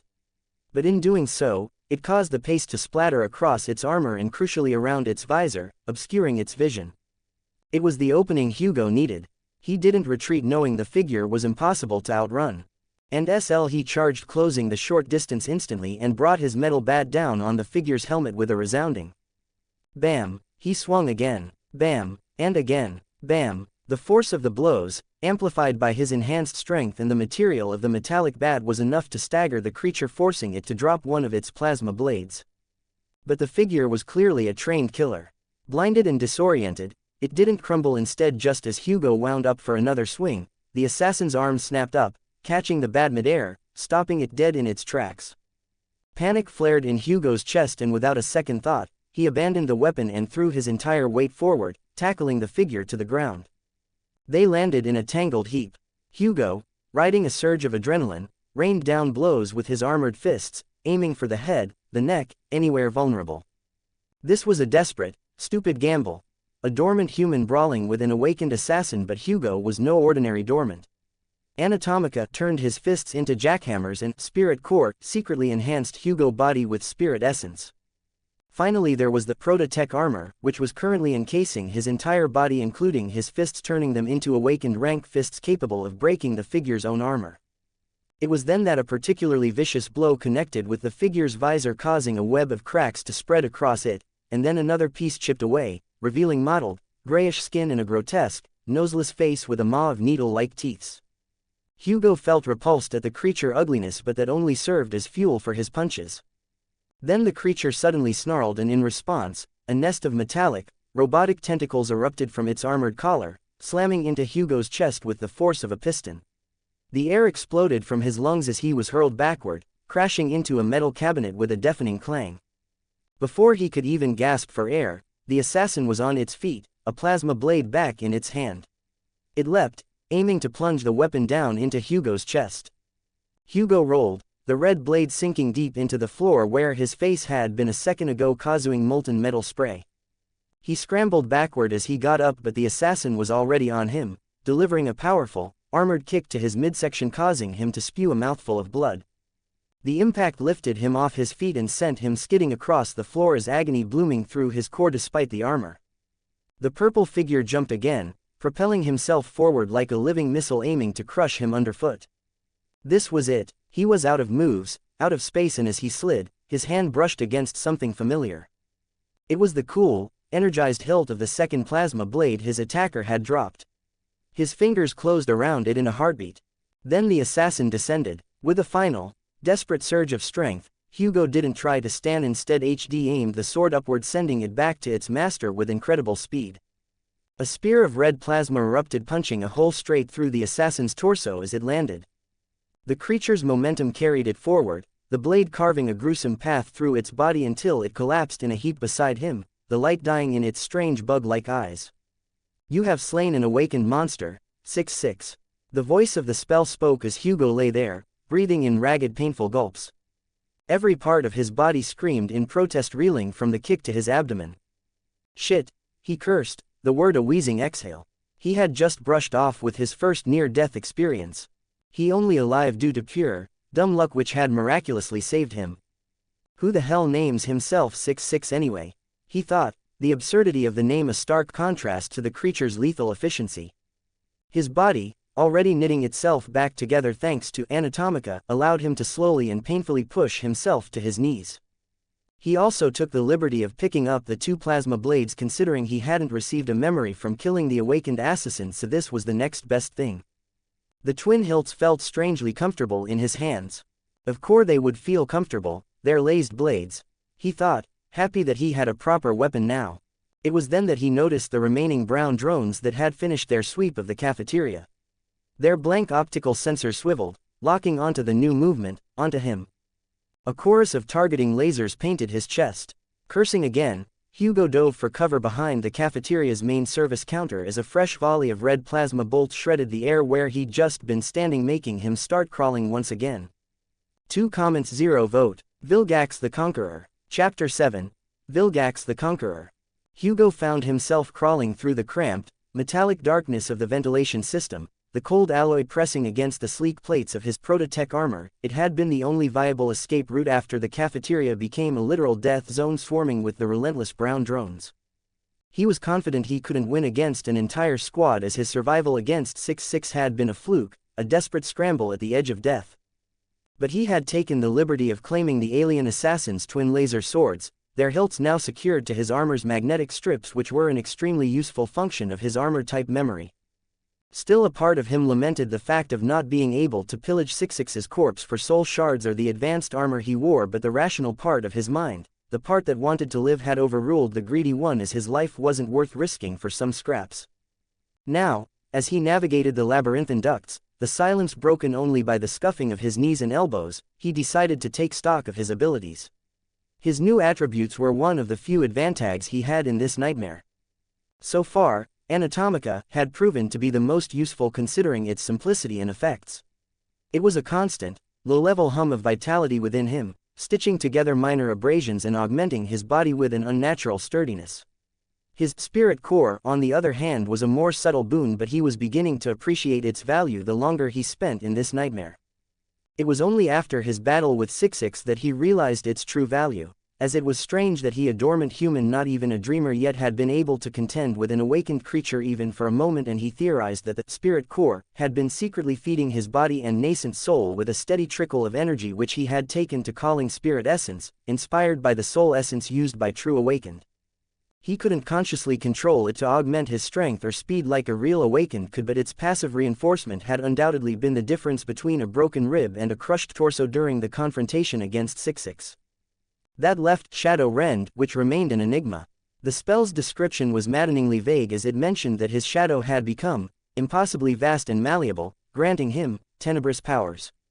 Hugo was no expert on awakened lore. The great clans and legacies held secrets far beyond his reach, but he knew more than mundane people due to his obsession with the very concept of an awakened. And so he knew that awakens with shadow affinity were incredibly rare. True shadow-attuned nightmare creatures were practically mythical, their existence only hinted at in the records of saints and masters who had braved deeper nightmares, and in the legacy of the shadow god himself. And so what exactly did it mean for his shadow to be vast and malleable? How did one even wield tenebrous powers? Then, his musings were abruptly cut short by a voice filtering up through the vent grates below. It was higher pitched, more nuanced than the other Galvan soldiers he'd heard before, a female Galvan. "Galvan Unit 12, requesting a status report," the voice demanded, sharp with authority. Hugo froze, carefully shifting to peer through the slits of a ventilation grate. Below was a compact, dimly lit room dominated by a massive, curved console. Dozens of holographic screens floated in the air, displaying a chaotic mosaic of the ongoing invasion. A single Galvan, wearing more intricate robes than the soldiers, stood before it, her small hands flying across the gigantic control panel. It seemed Hugo had came across a command center. A crackling voice responded from the communicator. "Galvan Unit 12 reporting. The situation is dire. I repeat, the situation is dire. The droids have infiltrated the null void projector complex and are releasing the prisoners from their containment sectors. The one behind the attack is suspected to be..." The voice was cut off by a thunderous explosion that distorted the comm signal. When it cleared, the Galvan's voice was shrill with panic. "By the moon, it's him. It's Vilgax. All units, focus your fire. Concentrate all." The transmission dissolved into a symphony of weapon fire, screams, and a final, static-laced roar. Then, silence. The female Galvan commander slammed a tiny fist on the console. "Unit 12, respond. Get out of there now," she shouted into the dead channel. Her shoulders slumped. Damn it, why did the first thinker leave Galvan Prime at this time? Hugo watched the scene beneath him, his breath held with amusement. Then, a faint, red glow appeared on the ceiling of the command center directly above the commander. It traced a perfect, sizzling circle. Before the Galvan could even look up, the circle of metal fell inward. A dark figure dropped from the new opening with the silent grace of a predator. In a single, fluid motion, a blade of red plasma descended upon the Galvan commander. The female Galvan was bisected before a scream could form, her body falling into two neatly cauterized halves. "You have slain an awakened beast, Galvan commander." The voice of the spell whispered in his head, sweet and promising as always. Hugo let out a slow, quiet sigh. Again, no memories, he muttered bitterly. The spell's reward system was truly inscrutable. Killing 666, a genuine awakened threat, had yielded nothing, while a dying, helpless soldier had given him his armor memory, which had made no sense. "Can't be helped, I suppose," he thought, pushing the frustration down. He then deactivated the energy blade and turned his attention to the sprawling console. The screens were filled with runes and symbols he'd never seen, yet the spell's translation function allowed him to comprehend them instantly. He was looking at the tactical overview of the entire facility, and it was a picture of total collapse. One screen showed a phalanx of Galvan soldiers being overwhelmed by a tide of red drones, their precise formations shattered by sheer numbers. Another displayed the exterior of the magnificent white spire, where a gigantic warship of brown metal and pulsating red energy hung in the green sky, raining down beams of destruction that vaporized entire sections of the city. A third feed showed the prison blocks. The doors were blasted open, and a horde of freed prisoners, a grotesque menagerie of multi-limbed, multi-headed aliens, were now fighting alongside the drones, their centuries of pent-up rage directed at their former captors. Then, Hugo's eyes landed on another screen, and the blood in his veins ran cold. The image was from an external camera. It showed a towering humanoid figure wearing a Colossus battle-scarred armor. Where the armor parted, his flesh was exposed, a mass of light green, rock-hard tentacles that writhed with suppressed power. In one hand, he wielded a harrowing sword so massive it could have felled a building, and he used it with casual world-ending fury, hacking through defensive emplacements and Galvan squads as if they were wheat. His eyes, two pits of burning crimson, flashed, releasing a wave of raw, red energy that evaporated an entire defensive tower in an instant. This was not a soldier, nor was it a creature. Instead, this was a force of nature, an avatar of conquest making a deliberate, unstoppable path toward the very spire Hugo was hiding in. A cold dread, deeper than any he had felt before, gripped Hugo's heart. This was the apocalypse he had witnessed at the beginning of the nightmare, given form and name. "Don't tell me my trial is to kill that," he gulped, the thought itself feeling like a form of suicide. The sheer scale of the being's power was incomprehensible for someone like Hugo. Wait, is that the one they called Vilgax? The name fit him perfectly. It sounded like what you'd expect from a herald of death and destruction. But then, his scanning eyes found another camera feed, and his fear was momentarily eclipsed by a cold, sharp focus. The frown on his face melted away, replaced by a mad, savage smile that didn't reach his eyes.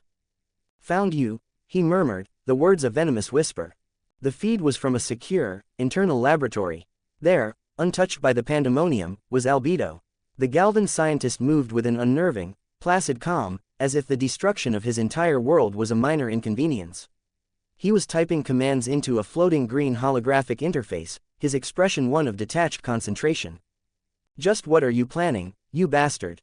Hugo's knuckles were white as he remembered the painful torture he had been put through. Then on the screen, a section of the laboratory's wall slid open with a silent, seamless motion, revealing a hidden passageway shrouded in darkness. Without a backward glance at the chaos displayed on his own monitors, Albedo stepped through and the door sealed behind him. Hugo noticed with a surge of frustration that there were no camera feeds from within that passage, rendering it was a blind spot, which meant that it was a place of extreme importance kept secret even from the facility's own security. "Now that I think about it, he did mention something about it, when I was in the pod." The memory of Albedo's excited muttering returned to him. What was in that hidden passage?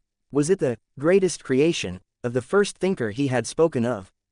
Hugo sighed, the weight of his impossible situation pressing down on him. He could stay here, relatively safe in the vents or the command room, and then he could wait for the situation to unfold before him. But he had seen the end of this story. He had watched this entire civilization be erased in a vision of reversed time, and so he knew waiting here was a delayed death sentence. His eyes darted across the other camera feeds one last time, taking in the full scope of the invasion. He saw a tall, armored figure with a sleek helmet firing shards of crystalline energy from its hands, pinning Galvan soldiers to the walls. In another quadrant, a hulking, crab-like alien with a brutish carapace was methodically smashing through reinforced doors with its powerful claws. The galaxy was tearing itself apart in this hallway, and Albedo was calmly walking towards his secret project. "Maybe the venting system will lead me towards the laboratory," he thought. It was a thin hope, but it was the only plan he had for now. And so, with a final grim look at the screen showing Vilgax's relentless advance, Hugo turned and climbed up towards the venting system, beginning his crawl once more, pushing deeper into the claustrophobic darkness, driven by hatred and a desperate need for answers. 2 comments 0 vote. Mysterious Device. Chapter 8. Mysterious Device. Albedo's POV. Albedo moved with a placid, unhurried calm through the sterile silence of his inner laboratory, a stark contrast to the symphony of destruction echoing through the rest of the facility and by extension the entirety of Galvan Prime. The frantic report from the command center had been expected, a predictable variable in a long-anticipated equation. I knew that barbarian Vilgax would come skulking for it, the moment the first thinker departed Galvan Prime. The thought was a bitter pill in his mind laced with a familiar contempt for the squid-faced conqueror. That arrogant fool has been drooling over the project since its inception, believing his brutish strength grants him a right to a creation his mind could never comprehend. He thought with indignation as a flicker of old memories surfaced through his mind, days when they had stood side by side as apprentices, a time before the flames of ambition had twisted Vilgax into the tyrant he was now. Banishing the thoughts as he always did whenever his emotions stirred, Albedo continued his calm stride. His path took him past the central examination table, its surface still bearing the faint, clean scent of antiseptic and the lingering, unique biosignature of his most promising subject. He paused, his large black eyes resting on it for a brief moment, a rare flicker of genuine academic disappointment crossing his features. Ah, what a profound shame. He was truly a fine specimen. Perhaps the only one in all the realms whose aberrant biology was compatible, whose very existence was a key for the lock. But alas, fate is an inconvenient variable. Prisoner 777 had been Albedo's greatest breakthrough. No other test subject had endured the preliminary infusion of Omni energy, their bodies and spirits violently rejecting the foreign power. But 777, his flesh, shadow, and spirit had not just endured the energy but had also consumed it, entirely adapting and harmonizing with an eagerness that defied all biological and spiritual laws. The final step, the soul bonding, was all that remained. A few more controlled injections with some more precise calibrations and the vessel would have been perfected. Of course, they never intended to let the human keep the relic. The plan was a momentary, controlled bond, just long enough for the relic to permanently imprint the subject's unique essence, which is capable of handling the relic power to become a perfect template to be used for all future wielders. 777 was not meant to be the relic's true master, instead he was supposed the ultimate and finale key, the genetic Rosetta Stone. Such fate was only to be expected from a criminal, it would serve as a retribution for all the crimes he had committed, or at least that is what the Galvans thought.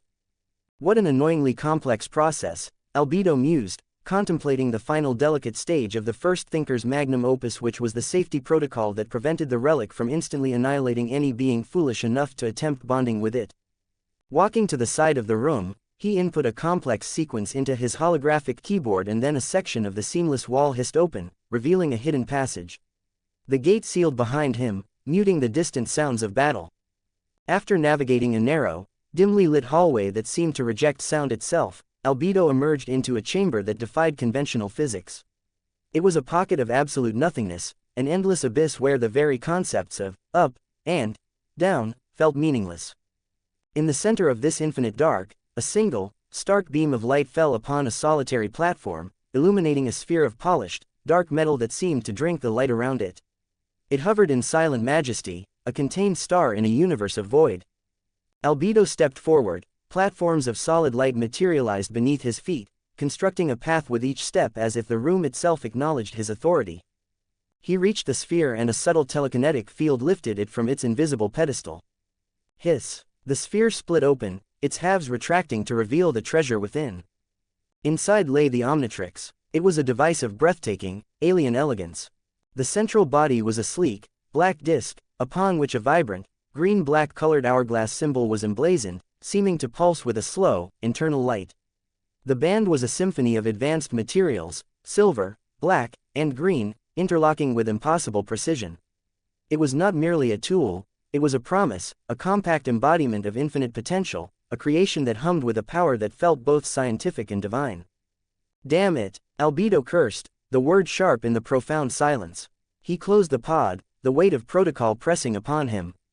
The directive was clear: in the event of a catastrophic breach, the Omnitrix, the greatest creation in all the mortal and divine realms alike, an artifact rivaling the divine relics of the gods, was to be jettisoned into the cosmic streams, sent to a random, secured divine realm to prevent it from falling into the wrong hands. The protocol was especially important in this situation as a mind like Vilgax's, armed with such power, would become a cancer upon all of creation. That is if he figures out how to use it properly. he thought, acknowledging the fact that even if Vilgax managed to get his hands on the Omnitrix, it would be useless as he did not possess the genetic code for it to fully bond with him. But still, a mind like Vilgax would go on a relentless crusade to find a way to harness the Omnitrix powers. The Omnitrix, which contained the coded essence of countless species, noble and otherwise, was a weapon of ultimate adaptation. It could grant its wielder the form and power of any race, an ability that surpassed even the most potent of aspects. And it was designed to evolve, to grow alongside its user as they ascended further on the path of ascension, essentially becoming a second customizable aspect of unimaginable versatility. Do I truly have to follow this flawed protocol? A dark rebellious thought wormed its way into Albedo's mind, his face contorting with a complex, unreadable expression. He was not some lowly soldier. He was the First Thinker's right hand, a mind capable of influencing the destiny of Galvan Prime, deciding its future for the best or the worst. And so to someone like Albedo, the protocol was a coward solution, a gamble with the highest stakes, entrusting their masterpiece to the fickle hands of fate. It could just as easily fall into the clutches of someone even more deplorable than Vilgax. He thought with rising bitterness. While he doubted such a being existed, the realms were vast and filled with ancient horrors. Even the realms of the six gods were not truly safe. No, if Vilgax wants the Omnitrix, he will have to go through me first. The decision solidified within him, a grim and final resolve. He would be the gatekeeper, and he will not allow the most powerful weapon in all the 9 realms to fall into the clutches of the unknown. And so with determined steps, he turned and exited the chamber, leaving the sealed metallic sphere behind on its platform. He had made his decision, and the gods will bear witness to it. He would meet the conqueror head-on. Vilgax's POV. Vilgax tore through the Galvan's advanced defensive machines with the casual brutality of one crushing insects. To him, the brilliant Galvans and their intricate technology were no different from vermin, nothing more than pests to be exterminated for being in his way. His contempt for them, for azimuth most of all, was not born from their physical weakness, but from their staggering lack of ambition. They possessed the sharpest minds in all of the realms, ones that could reshape the very fabric of reality, and yet they chose to hide away like cowards, tinkering in their ivory towers while true empires were forged in fire and blood. It was the height of idiocy, especially with the War Empire's legions scouring the realms with a divine vessel of war god on their side. But Vilgax was no coward. He was a warrior, a conqueror, a tyrant to his enemies and a king to his followers. He would not let his hard-won kingdom be threatened, and so, he had set his singular, ruthless gaze upon the First Thinker's magnum opus, the Omnitrix. A divine miracle that could transform its wielder into any species, granting powers that could eclipse even the most formidable aspect abilities. In the hands of an ascended tyrant like himself, it would be the final key to absolute, unchallenged dominion. Vilgax hissed as his massive sword cleaved another towering Galvan mech in two. The searing plasma of its core washed over his armored tentacles without effect. Impatience was afire in his veins. He needed to claim his prize before azimuth returned.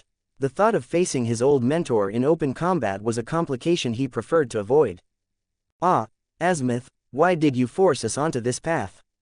A sliver of something akin to nostalgia, old and weathered, flickered in the depths of his mind, a stark contrast to the massacre he was currently enacting. The sentiment was quickly shattered by a tremendous explosion from high above. A colossal figure, a titan of polished metal and green energy, launched itself from the pinnacle of the central spire, landing with a world-shaking impact 100 meters away, crushing a squad of his own battle drones underfoot. Vilgax's eyes narrowed, instantly recognizing the pilot within the armored shell. Albedo, he growled, his voice a low rumble like grinding consonants. Vilgax, the amplified, robotic voice replied, its tone flat and neutral, devoid of their shared history. I see you are as arrogant as ever if you believe that your little toy can stop me, Vilgax stated, his voice devoid of any warmth their past camaraderie might have held. Or is this a pathetic last stand? A futile attempt to buy time for the Omnitrix to be smuggled away? If that is the case, then let me assure you, there is not a single corner in all the realms that will hide it from me. Albedo's mech shifted, a panel on its back detaching and reshaping into a massive, shimmering energy blade. You know me too well, Vilgax. I am not one for meaningless sacrifices. The robot's arm raised the blade, pointing it at the conqueror. But entrusting the Omnitrix to the uncaring threads of fate is a gamble I am unwilling to take. He leveled the colossal sword. So, To hell with protocol. I'm sending you bastard, to the Shadow Realm, where you belong. A dangerous, humorless smirk stretched across Vilgax's features. Finally, a worthy sentiment. The street between them vaporized as the two former allies, now mortal enemies, erupted toward each other in a cataclysmic clash of titanic forces.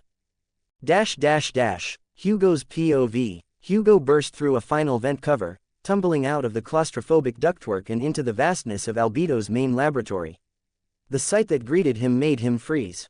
A gigantic, jagged hole had been torn in the far wall, a wound of twisted metal and shattered marble, offering a terrifying view of the city below. And in that view, two god-like figures were trying to kill each other. What in the... he breathed, creeping toward the edge. His eyes widened as he recognized Vilgax, the tentacled behemoth, his crimson eyes burning with murderous intent. The other was a towering robot, its design unmistakably Galvan. Wait, is that gray bastard inside that thing? The pieces clicked into place. Albedo had built himself a war machine to confront the invader. It made a twisted sort of sense. Then what the hell am I supposed to do in this situation? He exclaimed, the words a raw mix of fury and despair. The sheer unfairness of it all was a poison in his veins.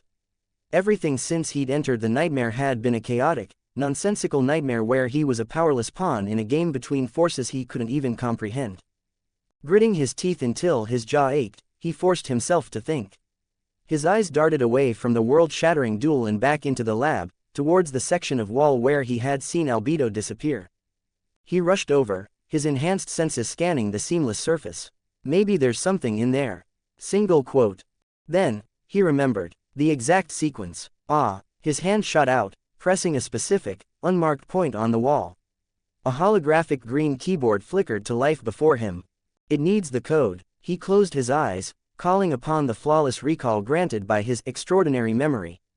The sequence Albedo had input was burned into his mind, every symbol, every movement. His fingers flew over the holographic keys, replicating the pattern with precise, desperate urgency. On the seventh and final symbol, the keyboard vanished. With a deep, resonant hum, the white wall slid open, revealing the hidden passage. Well, I've got nothing left to lose.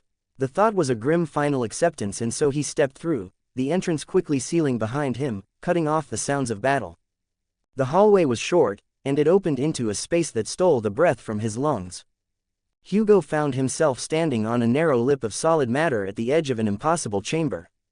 It was not a room, it was a pocket of absolute nothingness, a void so profound it felt like staring into the end of all things. The air was still and cold, devoid of any scent or sound. In the center of this infinite dark, a single, blinding beam of pure, white light fell from an unseen source, illuminating a solitary platform that floated in the emptiness. And on that platform hovered a metallic sphere, radiant and mysterious, as if it were the heart of the universe itself. His eyes, wide with a primal awe, were locked on the sphere. His breath hitched, his mouth agape.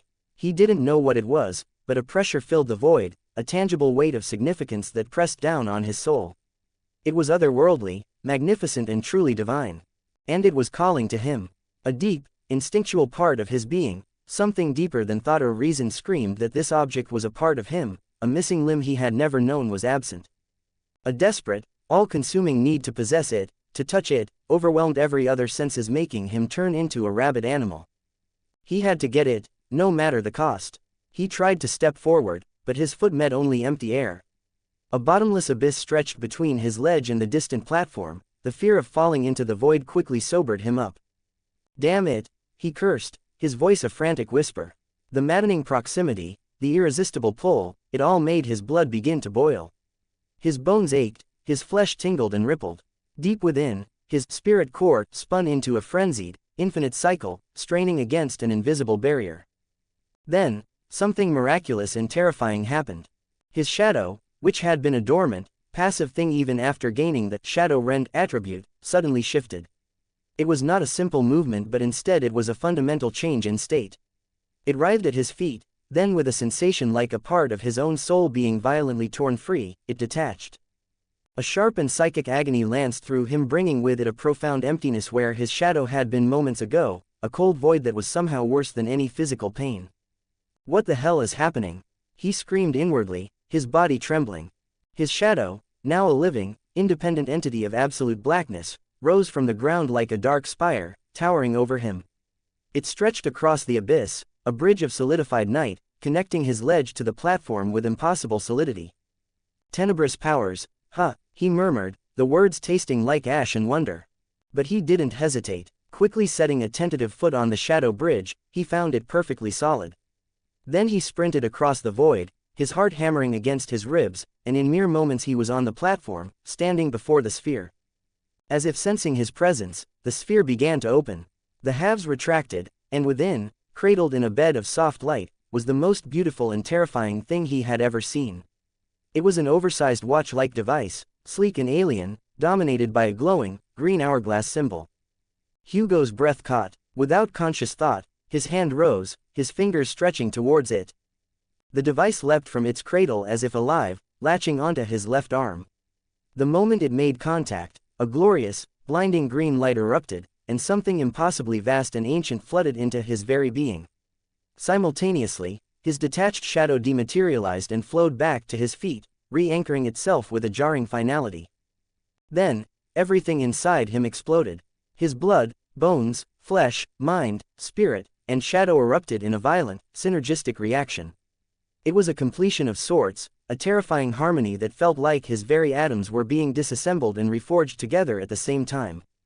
A low, savage scream was torn from his throat, a sound of utter agony as the agony he was experiencing changed. This time it was not the feeling of being complete, it was the feeling of something foreign and vast seeping into his soul, reshaping it entirely. The pain was similar to the violating needles of Albedo's experiment, yet far exceeding it at the same time. Then, as if to mock him, the voice of the spell rang in his skull, a cold counterpoint to the inferno consuming him. A relic is attempting to bond with you. Your soul is being filled with a mysterious power. You have gained an attribute. Your aspect is transforming. You are a mutant. Your existence is undergoing a metamorphosis. He couldn't hear the rest. The world dissolved into a universe of green light and white-hot pain, threatening to unmoor him from reality itself. Vilgax and Albedo broke apart from their devastating clash, their respective armors scarred and smoking. Their hatred for each other burning so brightly that it was almost a palpable force. Then, a brilliant, shimmering geyser of emerald energy exploded from the upper levels of the tower, piercing the chaotic sky. Both of their heads snapped toward the light, their expressions morphing into identical masks of pure, unadulterated horror. They knew with the certainty of an absolute law, the source of that radiance. The Omnitrix, Vilgax roared, his voice filled with urgency.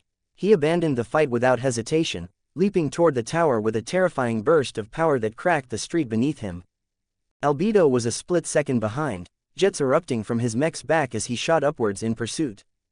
They quickly bypassed the complex lock system, Vilgax by sheer, brutal force, Albedo with his innate knowledge, and burst into the Omnitrix chamber, their temporary alliance of desperation forged once more. They both froze at the threshold. The source of the light was a human figure, curled in a fetal position on the platform, his left arm encased in the glowing device. The Omnitrix was fused to him, or at least it was in the process of doing so, its light pulsing in rhythm with his shuddering breaths. Vilgax's expression contorted into a mask of apocalyptic rage.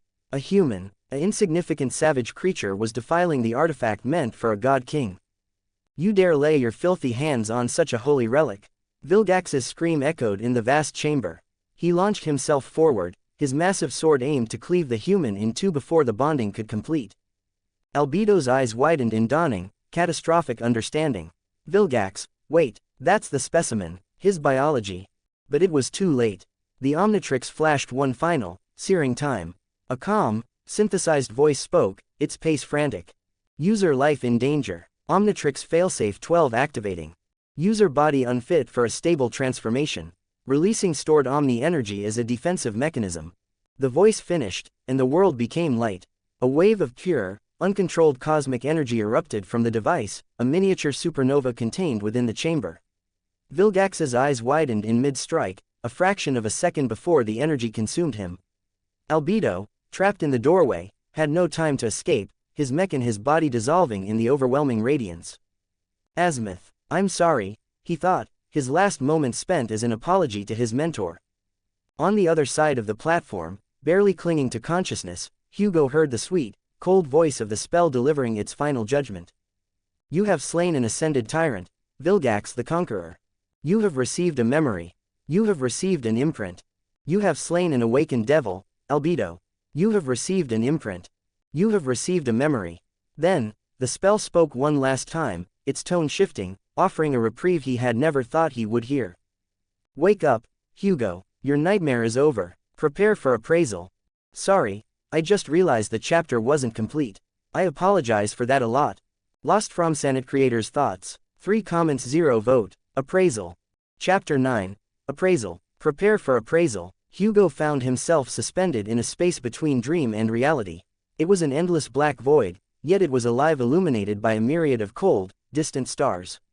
Between these points of light, countless strings of shimmering silver were woven into a beautiful, inconceivably complex net, forming a vast glowing nexuses and constellations that defied comprehension. It was a tapestry of cosmic law, both breathtaking and utterly terrifying. Somehow, Hugo understood that he was witnessing the nightmare spell itself, or at least its inner workings. He couldn't help but think it looked like the celestial equivalent of a neural network. If so, was the spell alive? It was a question that had haunted humanity for decades, ever since it descended on the world, brining with it many curses and blessings. Still, the prevailing answer was that there was no answer. The spell was neither alive nor dead, it was neither sentient nor mindless. It was a function of the universe, a fundamental law made manifest. But Hugo was in no state to ponder cosmic philosophy. He was still reeling from the visceral trauma of his first nightmare. The sharp, soul-rending pain resulted from an outer power reshaping his soul had vanished, but the memory of it was etched into his being with perfect, horrifying clarity thanks to a particular attribute of his.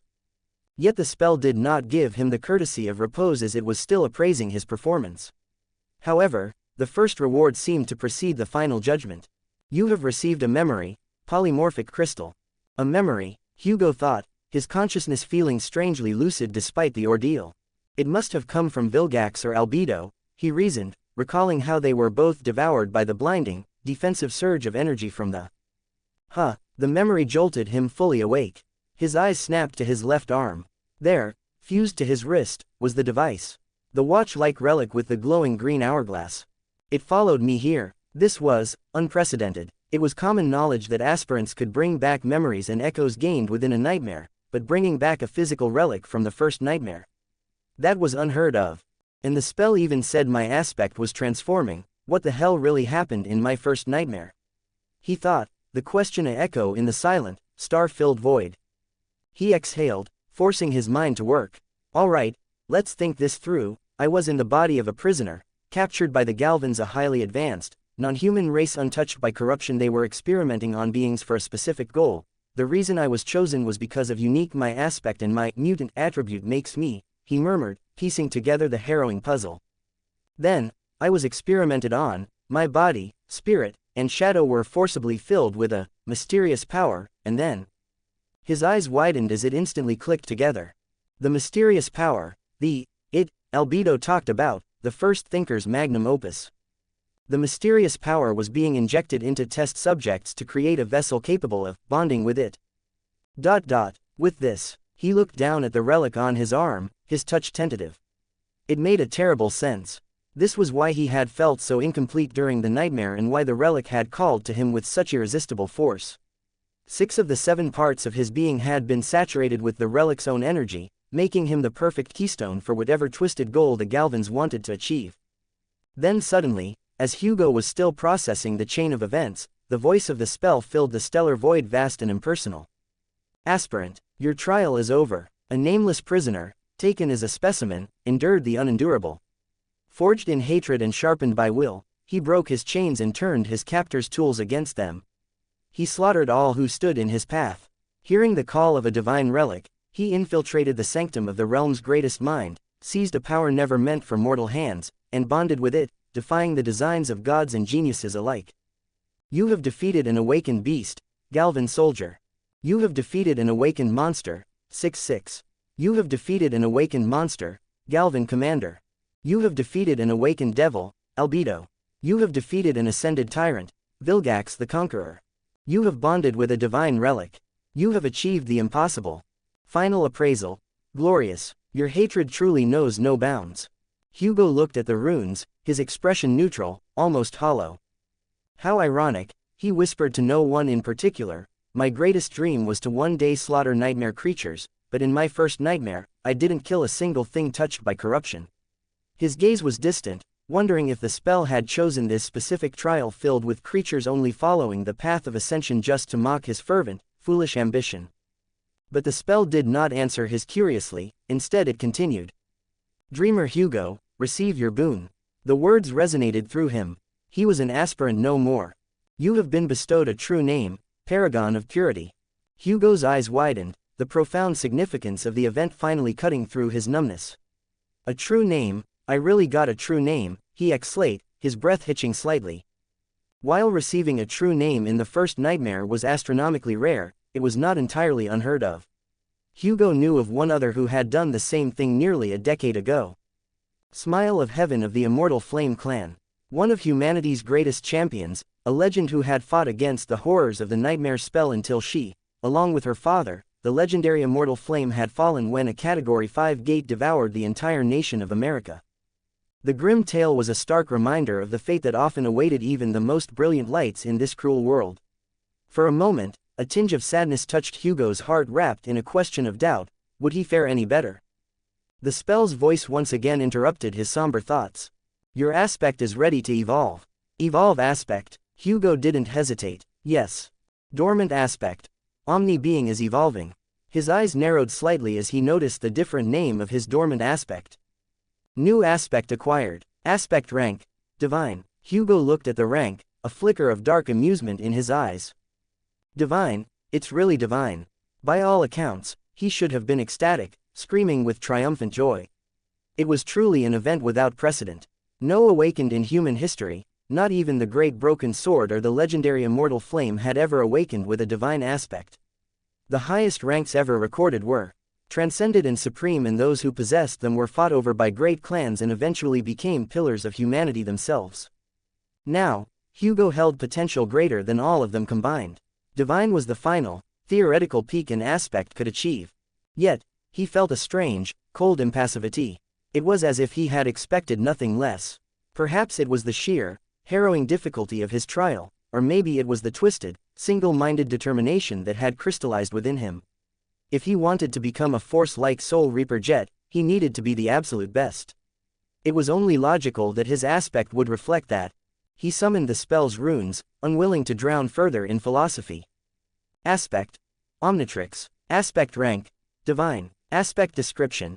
You have bonded with the first divine relic created by mortal hands, transforming you into a being woven from the primordial blueprint of life itself. Created by the greatest of minds in pursuit of a perfection forbidden by the absolute law of reality, you carry the potential to become any creature. Your existence is a testament to adaptation and the boundless diversity of the world. Innate ability. Essence imprint. Ability description. No creature is an alien to your existence. You possess the ability to imprint the fundamental essence of any being onto your soul, storing its template within the relic. First imprint. Chimera sui generis. Second imprint. Galvan. Third imprint. Fourth imprint. Fifth imprint. Sixth imprint. Seventh imprint. Eighth imprint. Ninth imprint. 10th imprint. It was a monumental amount to process. The description confirmed he was bonded with a divine relic, the Omnitrix, created by a mortal, whom he assumed was the absent, first thinker. The being's lack of presence in the nightmare made sense. A creator of a divine relic would be a power far beyond the scope of a first nightmare's trial. The spell, for all its cruelty, was always fair in its scaling. He shrugged slightly in the cold void. So he tried to achieve a perfection, and it was forbidden by an absolute law. The distinction was subtle but important. It wasn't about universal perfection, but a specific, coveted state that reality itself forbade. And it seems he succeeded, in a way. The relic was completed, and now he held a perfect replica of it, forged by the spell. But then the thought led to another, more troubling question. Wait, what happened to the original Omnitrix? Did Vilgax eventually claim it? His mind wandered through the tantalizing and overwhelming fragments of ancient lore he had witnessed. Well, either way, it's not my problem to think about. For now at least, he chided himself, focusing on the more important stuff for now. So I carry the potential to become any creature. Is my aspect a shapeshifting one? A thrill of excitement warred with a deep-seated disgust. That could mean transforming into the very nightmare creatures he loathed above all else, the abominations that had taken everything from him so naturally the idea felt like a betrayal of his own core. He sighed, grappling with the paradox of his new power. It was confusing, especially since an innate ability was typically a passive effect or a general affinity. But his aspect was divine and as such it operated on a level beyond normal comparison. His focus returned to the runes, specifically the 2 already filled imprint slots. Ah, right, the spell mentioned I received an imprint. Do I get these by killing creatures, or is it an active process I must initiate? More questions with no immediate answers started to pile up, filling his head with different possibilities. But the spell, as was its nature, offered no clarification. Instead, its voice resonated once more, final and transformative. The first seal is broken. Awakening dormant powers. 8 comments 0 vote. Power. Chapter 10. Power. A profound shift occurred deep within Hugo's being. With a startled expression, he clutched his chest as he felt his senses turning inward to the strange phenomenon. It wasn't painful, but it was strange in the sense that it was both something from within him yet at the same time the sensation felt utterly alien, but it was undoubtedly the sensation of something fundamental being unlocked and set into motion. This burgeoning power began to shift and mend together until it no longer invasive, slowly becoming an awakening of a potential that had been seated within him ever since the beginning of the first nightmare. Now that same potential was being catalyzed and forcefully drawn out by the spell. It was the latent energy from the relic, the Omni energy, that had saturated his body, spirit, and shadow during the experiments, now igniting as it merged with the core of his soul. A pure, divine fire was kindled at his center, threatening to consume him whole. This energy suffused every fiber of his being, a wave of clarifying power. His thoughts, previously clouded by trauma and fatigue, sharpened to a razor's edge. His emotions, once a turbulent storm, settled into a cold, focused calm. Then the physical changes began. A nexus of power bloomed in the center of his chest, no longer a star of heat, but a crucible of conceptual energy. From it, a wave of resonant frequency pulsed outward, brining every part of him together. It reached for his stomach and shoulders, then his arms and legs, then his hands and feet. His bones, muscles, organs, and blood vessels, already altered by the Omni energy, were not rebuilt but instead had undergone a thorough evolution of sorts. They were tuned to a higher state of performance, their very molecular structure singing in resonance with the divine relic on his wrist. It was a feeling of profound rightness, as if he was finally becoming the being he was always meant to be. The process was not linear. It felt as if his body, spirit, and shadow were being woven together by 2 forces at the same time, the spell and the Omnitrix. With his soul acting as both the loom and the final completed tapestry that both parties saturating and changing it in their own ways. He felt a surge of agency, a terrifying and exhilarating power to dictate the course of his own destiny. After what felt like an eternity, the resonant pulses from his core settled into a steady, humming stability. The active harmonization was replaced by a profound, soothing integration, a cool certainty that settled over him, ironing out the last vestiges of imperfection. Then, his vision bifurcated. He could still see the star-filled void of the spell, but superimposed over it was another vision, a silent, sprawling world of intricate, emerald-like green structures forming a colossal labyrinthine maze. A brilliant green sun hung in its sky, casting deep, sharp shadows.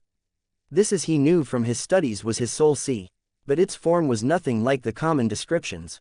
Every awakened soul sea was unique, as it was the very nature of their soul laid before them, but this, a vast, complex puzzle of a world, was far beyond the norm. That's unconventional. His eyes were drawn to the green sun, and a grimace touched his lips as he was reminded of the pervasive green of Galvan technology. Couldn't it have been a different color? He mumbled, a flicker of annoyance in his thoughts. As if in direct response, the device on his wrist, the Omnitrix, pulsed. In one swift, silent motion, its luminescence shifted. The bright green hourglass symbol bled into a deep, majestic blue. Simultaneously, the entire soul sea transformed, the landscape now bathed in the cool, serene light of the blue sun. Well, that's definitely not normal, Hugo stated, a note of wary hesitation in his voice as he realized the strange divine relic could hear his command, suggesting it may be more than just a soulless relic. Still, he was relieved. The constant reminder of the Galvans was now gone, replaced by a color he found far more palatable. Upon closer inspection, the soul sea's maze-like nature intrigued him. He had always possessed a curious, analytical mind, and the endless intricate pathways presented a fascinating puzzle that had made him see his soul see as a challenge to be understood and mastered. His gaze returned to the blue sun, and he noticed 3 white orbs orbiting his soul core. These were the 3 memories he had acquired in the nightmare, floating like ethereal jewels within his soul. They were proto-tech armor, and the still unexamined polymorphic crystal, and lastly the memory he got from Velogix. Just as he moved to inspect the crystal, the spell's voice pulled him back from the depths of his soul sea. Awakening aspect ability, single quote ... I guess this is it. The defining moment. Divine aspect or not, his immediate role in survival would be dictated by the nature of his first aspect ability. If it was combat-oriented, he would be thrust onto the front lines against the nightmare creatures. A sorcery-based ability would make him a powerfully diverse asset, which was what Hugo preferred, even though the thought process clashed with his dream a little bit. There were also utility-type powers which could make him invaluable in supporting roles, and finally a healing ability was the rarest and most sought-after boon of all. But of course, these were only the known categories humans made for themselves since the descent of the nightmare spell, and as such, while they were the common abilities your average awakened would possess, they still were not a limitation, as there was still a lot of strange wondrous abilities in the world. But Hugo had an idea about what his dormant ability would be. Aspect ability acquired. Aspect ability name, Morph. Hugo hurriedly summoned his runes. His instinct was to dive straight into the ability's description, but discipline made him review his overall status first. Name, Hugo. True name, Paragon of Purity. Rank, Dreamer. Omnicore, Dormant. Soul Fragments, 0.001. What is this? Where, Soul Core, should have been, it now read, Omnicore, which was not normal. He blinked, processing the change which had to be linked to the Omnitrix, a unique manifestation of his divine aspect. But the fact that his progression was still tied to soul fragments was a relief. It meant his path, while unique, wasn't completely alien and untrodden. A separate unknown progression system, while full of potential, was also fraught with unimaginable peril. The known, even if difficult, was always safer than the absolute unknown. And there was nothing more terrifying than the unknown in the age of the nightmare spell. Though an Omnicore is strange in itself, I wonder if it offers any abilities once it's saturated. Unable to find a definitive answer, he continued. Memories. Proto-tech armor, polymorphic crystal, conqueror's wrath. Echoes. Attributes. Mutant, flame of divinity, extraordinary memory, anatomica, spirit core, shadow rend, soul bound. His mark of divinity had evolved into flame of divinity after the first nightmare. The description was succinct yet profound. Your soul is aflame with the light of divinity. This piqued his interest significantly. A strong affinity with the divine was never a minor thing in the context of the dream realm. It could open doors to powers and understandings far beyond the mundane, but he would need to do more research about it before he could be sure of how exactly its usefulness resides. Furthermore, he had finally gained the attribute representing the last of his 7 parts, the soul. Soul-bound attribute description. Your soul has bonded with a divine relic, granting you blessed abilities. Attribute traits. Omni-mind. Enchantment description. The Omnitrix is immune to mental attacks. Hugo's eyes widened, his mind racing through the implications. Firstly, he hadn't known attributes could possess traits. Not that he even knew what traits were. Was this a feature unique to his divine aspect? Or was it something related to the nature of his attribute? But why only one? If it only had one, it should just be part of the main description, unless. The possibility was more than shocking, as it suggested the idea that he could acquire more of these traits for this attribute somehow. The how remained a mystery, but the potential was staggering, as it allowed him to gain separate abilities from the ones his aspect provides. A hassle, but what a blessing. He mused, focusing on the Omni-mind trait. It doesn't say I am immune, it says the Omnitrix is. But my aspect description states that the relic and I are one. The distinction might be semantic, or it might be critically important. He theorized that the protection likely extended to him, as the core consciousness bonded to the relic, but he still felt the need for caution against mental assaults until he could confirm that he was completely immune to them himself. He sighed, the familiar frustration at the spell's cryptic nature returning. Well, I'll find out the specifics through practical means later. Finally, he turned his attention to his dormant ability. Aspect. Omnitrix. Aspect rank. Divine. Aspect abilities. Morph. Aspect ability description. You can transform into creatures imprinted on your soul. I see. So it functions just as I theorized. The structure was elegantly simple yet immensely powerful. The innate ability, essence imprint, served as the method of collection, while morph was the engine of execution. It was a shapeshifting ability of an unparalleled scope. So I have 10 potential transformations, but for now, I only have 2. His focus shifted to the 2 filled slots. First imprint, Chimera sui generis. Second imprint, Galvan. He studied them carefully. The method of gaining imprints was still unclear, but the results were undeniable. One was the ability to become a Galvan. The idea was uncomfortable, taking on the form of his former captors, but he immediately dismissed the sentiment as foolishness. Rejecting a tool, any tool for the matter, out of pride was a luxury he couldn't afford, as survival was paramount. The other was more intriguing. Chimera sui generis. Is that the species Vilgax belonged to?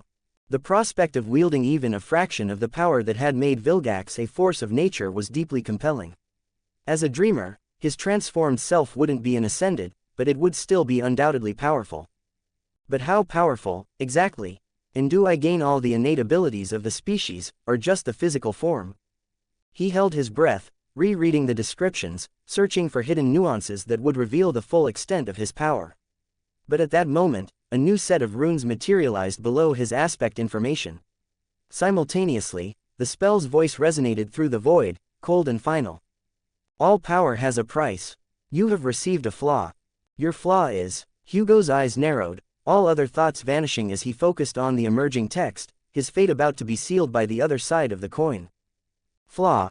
Unstable ego. Flaw description. The line between your true self and that of your transformations is thin. Hugo looked at the runes with a hesitant expression, attempting to decipher the full meaning. It sounds simple enough, but how dangerous is it? He mumbled under his breath, unsure of what to make of it. The flaw suggested that his personality would be altered whenever he transforms, but to what extent he did not know. Hugo knew that the more powerful an aspect is, the more the severe the flaw would be, so he was naturally a bit frightened on how severe his flaw would be.